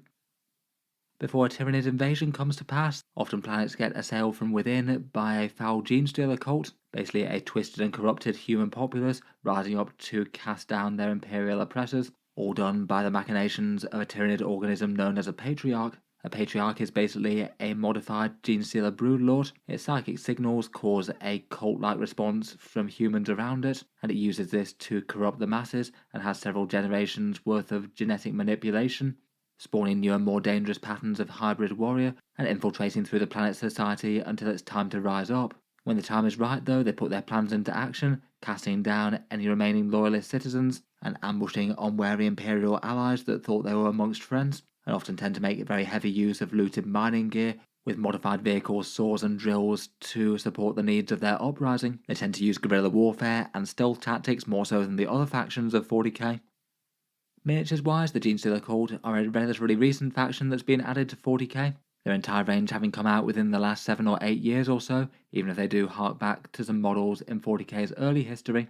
Now they've got a sort of smaller to medium sized model range, maybe a little bit overly heavy in cheap support characters and things, and their miniatures have a bit of an unusual feel to them, an interesting mix of Xenos cultists with enlarged craniums, looted mining gear with saws and drills and explosives and things, and a few sort of quasi-religious trappings with their whole cult thing going on. Here are a few examples of their more standard battle line units, the neophyte hybrids taking to the fight with mass autoguns and webbers and special weapons and things, whereas the acolytes are a more close combat focused unit for the most part, going in with heavy rock weapons and having 3 arms bearing cult daggers and things. At the back you can see the Alpha Bug Chief in the Patriarch, a murderous melee monster, but every member of the cult ready to lay down their life for it. Otherwise though, they've got mining machines like the Goliath Rock Grinder with its great big drill dozer blades, there to provide some heavy firepower and back it up with some OK melee, Atalan Jackals, scouting bikes with demo charges, small arms, and a mining laser on a wolf quad. On the bottom right, there's the twisted and mutated Aberrants, great big bruisers with power hammers and provide a bit of raw muscle and damage. There's the Kelemorph, which I think is really quite a fun model with its trio of pistols, and on the top right the Reductus Saboteur with a vast amount of different explosives to throw at an enemy that gets too close. Price-wise, unfortunately the Genestealer Cults do tend to be one of the most expensive armies to collect in Warhammer 40k at the moment. Their units often just don't really cost all that many points in-game, and their Combat Patrol box going from 9th edition to 10th edition was a bit of a downgrade in terms of help collecting the army. It's definitely not useless, and certainly helpful to have a good amount of acolytes, but the old box I think was considerably better overall. For putting them on the tabletop, they've got their Codex for 10th edition already, and their main core rule is Cult Ambush. Most units get Deep Strike natively, so they can just pop up at the right place and Alpha Strike the enemy, and then often when units get destroyed they've got a good chance of going back into reserve, with a chance to go around and back again and have another go at the enemy. It can make them a bit of a spooky army to fight, though it can be really quite big whether or not certain units make their rolls to come back or not. In their codex they've got a bunch of different detachments with different ways to play them. These ones tend to be at least fairly datasheet locked, things like the Biosantic Brood Surge helping out pure strains and aberrants with some big melee, the Outlander Claw focusing on bikes and vehicles and things, and otherwise they've got general purpose Host of Ascension and Xenocreed Congregation detachments. In general most of them seem to be really quite usable for the army right now. The only one that really seems to struggle quite a bit are the Brood Brother Auxilia. The Outlander Claw in particular seems to have had a fair bit of success at top level tournament play. For their more general playstyle though, they tend to be the guerrilla warfare faction of Warhammer 40k, units jumping out of hiding, coming down from reserve, and sometimes ambushing the enemy with big damage combos, plus sneaky lone operatives like Kelemorphs getting reactive moves to the enemy and slinky away to the shadows. For the most part they tend to focus most on melee and close range shooting, though they can chip in to some anti-tank at long range with some of their mining lasers. Currently in game they look in a good place to be one of the stronger armies of Warhammer 40k, though they do have a good reputation for being one of 40k's higher skill factions to play, not really quite as obvious as some out there, and there's a big emphasis on using their interesting options to the best of their ability, otherwise they're probably going to come up short in a straight fight. If a disturbing and twisted Xenocult is the army that you want to collect in Warhammer 40k though, then the Genestealer Cults might be the choice for you. Moving on, next up for the Xenos we have the Leagues of Votann, 40k's race of space dwarves. These essentially are a reincarnation of the Squats of old, an ancient 40k race from the very start of the game that basically lost rules and model support really quite early on. In their current reincarnation though, their society is governed by great AI things called Votann Ancestor Cores, and kin in their society are grown and cloned as they're needed, to greater further the prospects of their league and push out their ever-expanding quest for greater influence, power and resources. The leagues have their strongholds in the galactic core and are tenacious over their holdings, responding with extreme force and high-power technology to rebuff any other alien or chaos threats that presume to threaten them. On the battlefield, they deploy technology that has clear ties to older Imperial-style technology, but they split from them really quite a long time in the distant past, and they have their own versions of bolters, autocannons, conversion beamers, and railguns. Their warriors tend to be very well supplied and clad in fine void armor, happy to fight at range, but also in melee with their glowing plasma weapons. Miniature-wise, as a recent entry into the faction list of Warhammer 40k, they had a full new model range released in 2022. As a recent faction that's just been set up, they've got at least a fairly reasonable choice of unit selection, 5 squads, 2 vehicles and 4 character kits, and they're very likely to get more minis when they get their 10th edition codex with a few more options to round out their roster.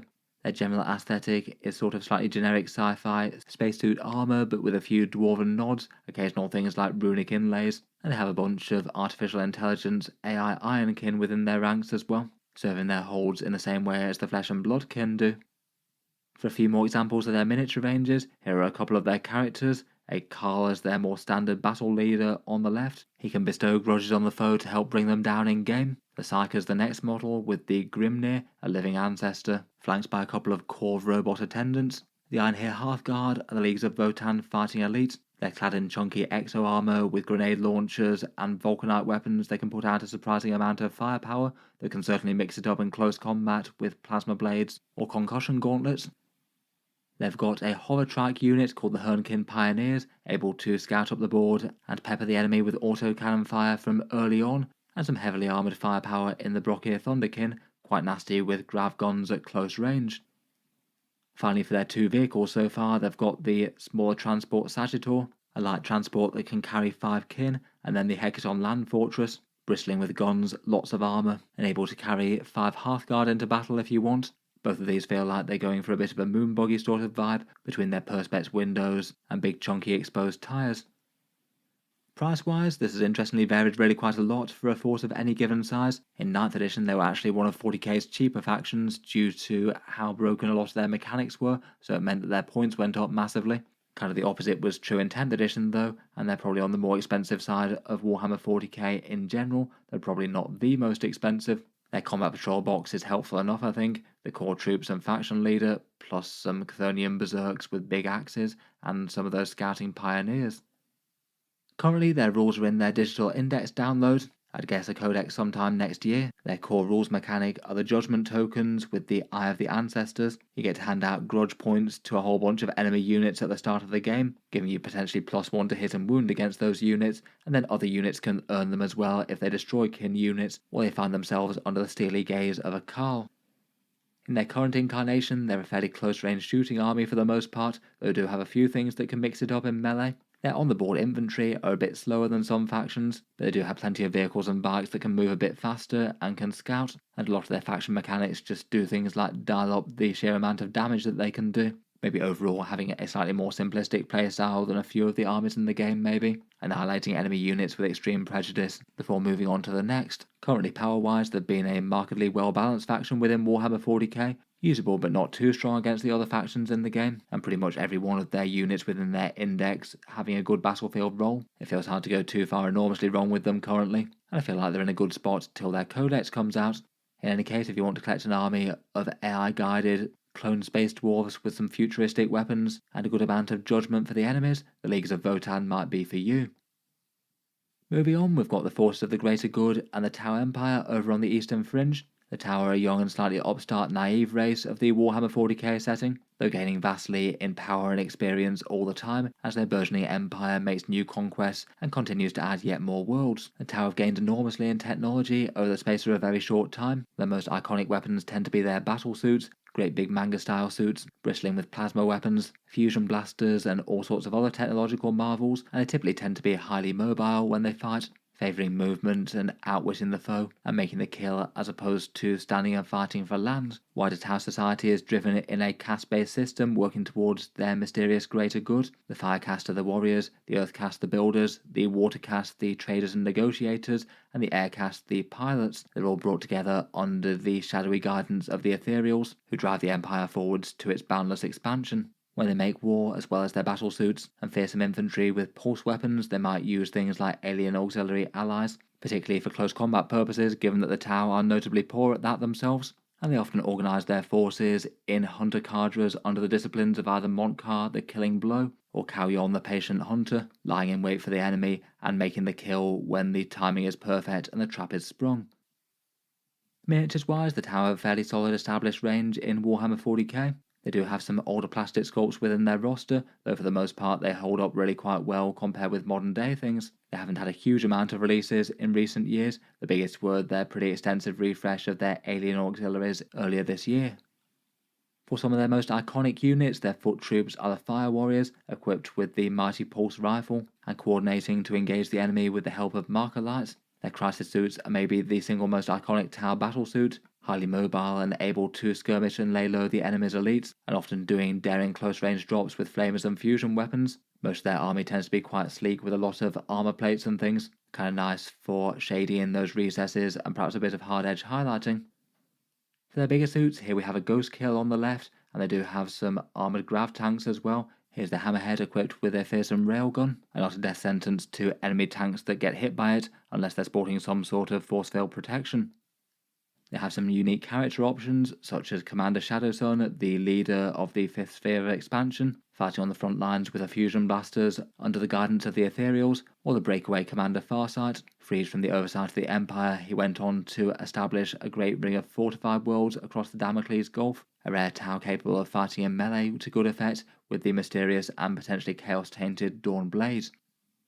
Finally, for their alien auxiliaries, the crew got really quite a big model range refresh earlier in the year. Here's some of their Crutox Rampagers, providing some fairly brutal melee for the faction, which is something that they don't often have. And recently, the Vespid Stingwings got a model release, getting a full squad of them with their neutron blasters, fast-moving insectoid allies, to jump around the board and fry Space Marines with beams of energy.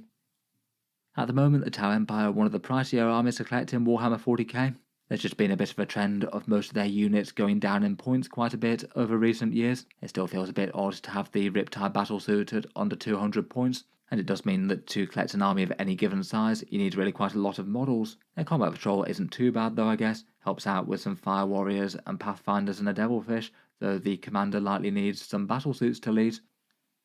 Gameplay-wise, their rules are found in Codex Tau Empire. Their core faction rule is the Greater Good, which allows coordinated firepower with one squad spotting for another one. So you could have a light squad mark targets for a big scary gun unit, give them +1 ballistic skill, and potentially ignores cover if you've got a marker light. Their stealth suit teams tend to be kind of integral to the way that Tau play at the moment, given that they have the best boost for shooting units. Otherwise, they've got 3 primary detachments for the Tau, all of which are quite balanced and centered around Montcar, Kauyon, and then their battlesuit detachment, +1 for the Kroot as well, which you can field as your own army. A bit of a skirmish, close-range mercenary band. They can be at least fairly effective on their own, though they likely need a little bit of help and support from a few big things to take down enemy tanks and vehicles, which they don't really have within their force. For their more general playstyle though, the Tau tend to be an army that almost entirely focuses on ranged warfare, though in 10th edition and in their army in general they have quite a lot of incentives for being bold and getting up close. They'll need to be at least a little bit brave to be able to take objectives in the early game, and some of their best damage buffs are kind of close range. They tend to shoot quite hard, have fairly good mobility with their flying battlesuits, and the auxiliaries can help screen the enemy a bit and cover some close range engagements. Overall, they're currently looking kind of well balanced within Warhammer 40k, the vast majority of their core Codex units being really quite usable, and on the whole being a solid army but not overpowered. Generally I feel like they've got them in a fairly good spot compared with a bunch of other armies in the game currently. In any case, if you want a race of high-tech aliens to put on the tabletop, blasting the enemy apart from a safe distance with battlesuits and scary railguns, the Tau could be the army for you. Moving on from an all very civilized Xenos race to some proper greenskin violence, we've got the Orks, a race of barbaric fungoid aliens that rather than making war for any given purpose, dreams of conquest or acquisition, they battle and fight for the sheer fun of it, throwing themselves at the enemies that can give them the best scrap. Orks generally have a well-deserved reputation as being one of the fun factions of Warhammer 40k. Typically Orks enjoy melee and throw themselves into combat with their choppers and power claws, likely after bellowing a great war cry, and tend to hit the battlefield in enormous numbers to overwhelm the enemy. Their guns tend to be loud and powerful, though gloriously inaccurate, and standard boys might be cast off to the fight with trucks and battle wagons, perhaps with some big stomping scrap creations clanking alongside made by their mechs, and maybe a few squigs of various shapes and sizes brought along by some beast snaggers. On top of the general thrust of Orky violence, plenty of Orks develop their own obsessions and specialisations, say the speed freaks that race their way to the front line on modified bikes and buggies, to the unusually sneaky and tactical commandos infiltrating enemy positions in a way that Imperial commanders don't think are possible. For all their light-hearted approach to battle, they're certainly not a threat to underestimate amongst the stars. The Orks are certainly one of the armies that have quite a lot of theming for their different clans as well. There's a lot of lore for their light-fingered Death Skulls, Rich Boy Bad Moons, Speed Maniac Evil Sons, and the Goths that get stuck in good proper Orky melee style. You can potentially paint up your clan as one or more of these, or invent your own. Miniatures wise, the Orks generally have a pretty big and nicely done range of models. They had quite a big update in 9th edition, which brought alongside a whole bunch of new stuff, including their Beast Snagger units. They're perhaps one of the biggest sub-themes within the army, alongside their Speed Freaks. For a few examples of the Orky miniature range, on the left we've got some Beast Snagger Squighog boys, riding their savage mounts into battle and all ready to impale some unlucky enemies on those stickers. There's a great big stomping Gorkanaut at the back, one of the bigger Orky scrap creations, made in the image of one of the Ork deities. He is armed with the rather hilariously multi-battled Deathstorm Mega Shooter, and on the right we have some of the base infantry, your standard boys that charge into battle armed with Slugger and Chopper, ready to give the enemy a good kicking. Otherwise, here we have a Speed Freak Shock Drum Dragster, a whirring mech shock attack gun that hoovers up snotlings and makes them manifest with inside enemy elites by a disturbing teleportation technology, and some fast-moving Storm Boys, essentially strapping rocket packs to their backs and hurtling through the air to get to the melee faster. The Orks are also well supported by their Gretchen as well, the rather cowardly sort of slave race that they have, enjoying getting up to mischief in the wake of their Ork masters, and occasionally an enterprising mech might weld one inside a killer can, making your standard grot rather big and stompy, though still no less cowardly really, and they often have a habit of running away from battle. Price-wise, if going through the full Games Workshop route, the Orks do tend to be one of the most expensive armies to collect in Warhammer 40k currently. Their average units just don't tend to be really all that elite, so you might well need a lot of them, and as quite a lot of units have been redone in new plastic miniatures, they often tend to wind up being charged at a higher price. Orks have their reputation for innovation and making stuff work though. You could certainly potentially save some money with some cunning conversions to make some war machines of your own. For their current rules, they do have their own codex. The big core mechanic of the faction is calling the war. That gives you one enormous turn where your orcs make melee faster, you get more dangerous there with extra strength and attacks, and you even get to ignore some damage with an invulnerable save. It just generally makes the faction far scarier. Then you've got the choice of one of 6 different detachments. Most of these are quite focused around just a few data sheets within the army. The most general purpose is the war horde that just gives you a nice bit of melee violence and help out getting there. And then otherwise there's the big hunt for beast snaggers, the cult of speed for your speed freaks and buggies, dread mobs for walkers, mechs and grots, green tide for horde style orcs with loads and loads of boys on the table, and the bully boys for knobs and mega knobs. The war horde has typically been the strongest one for a while now. I guess it's possible that bully boys and green tide might have a bit more chance of coming back a bit in strength, given that their key units got some points cuts recently. In general though, aside from certain detachments, standard Orky lists tend to do a bit of an aggressive melee rush. They often tend to like piling out of transports like trucks and battle wagons or maybe kill rigs. A fair few units do tend to work a bit better in their own detachment though. Perhaps one of the notable things that's a bit underpowered at the moment are the cult of speed and the buggies. I feel like Games Workshop could do with helping them out at some stage. Currently in terms of in-game strength, I'd say they're around about middling to maybe slightly lower mid maybe. They can definitely be a threat to handle though with the right army list, boys, bosses, transports and kill rigs rushing up to smash the enemy, with a few grots to do the boring stuff like sit on some objectives. Overall though, the Orks tend to be a pretty fun and light-hearted faction to play, lots of fun greenskin violence and carnage caused by scrap creations, and if that sounds like the sort of thing that you're into, they could be the army for you.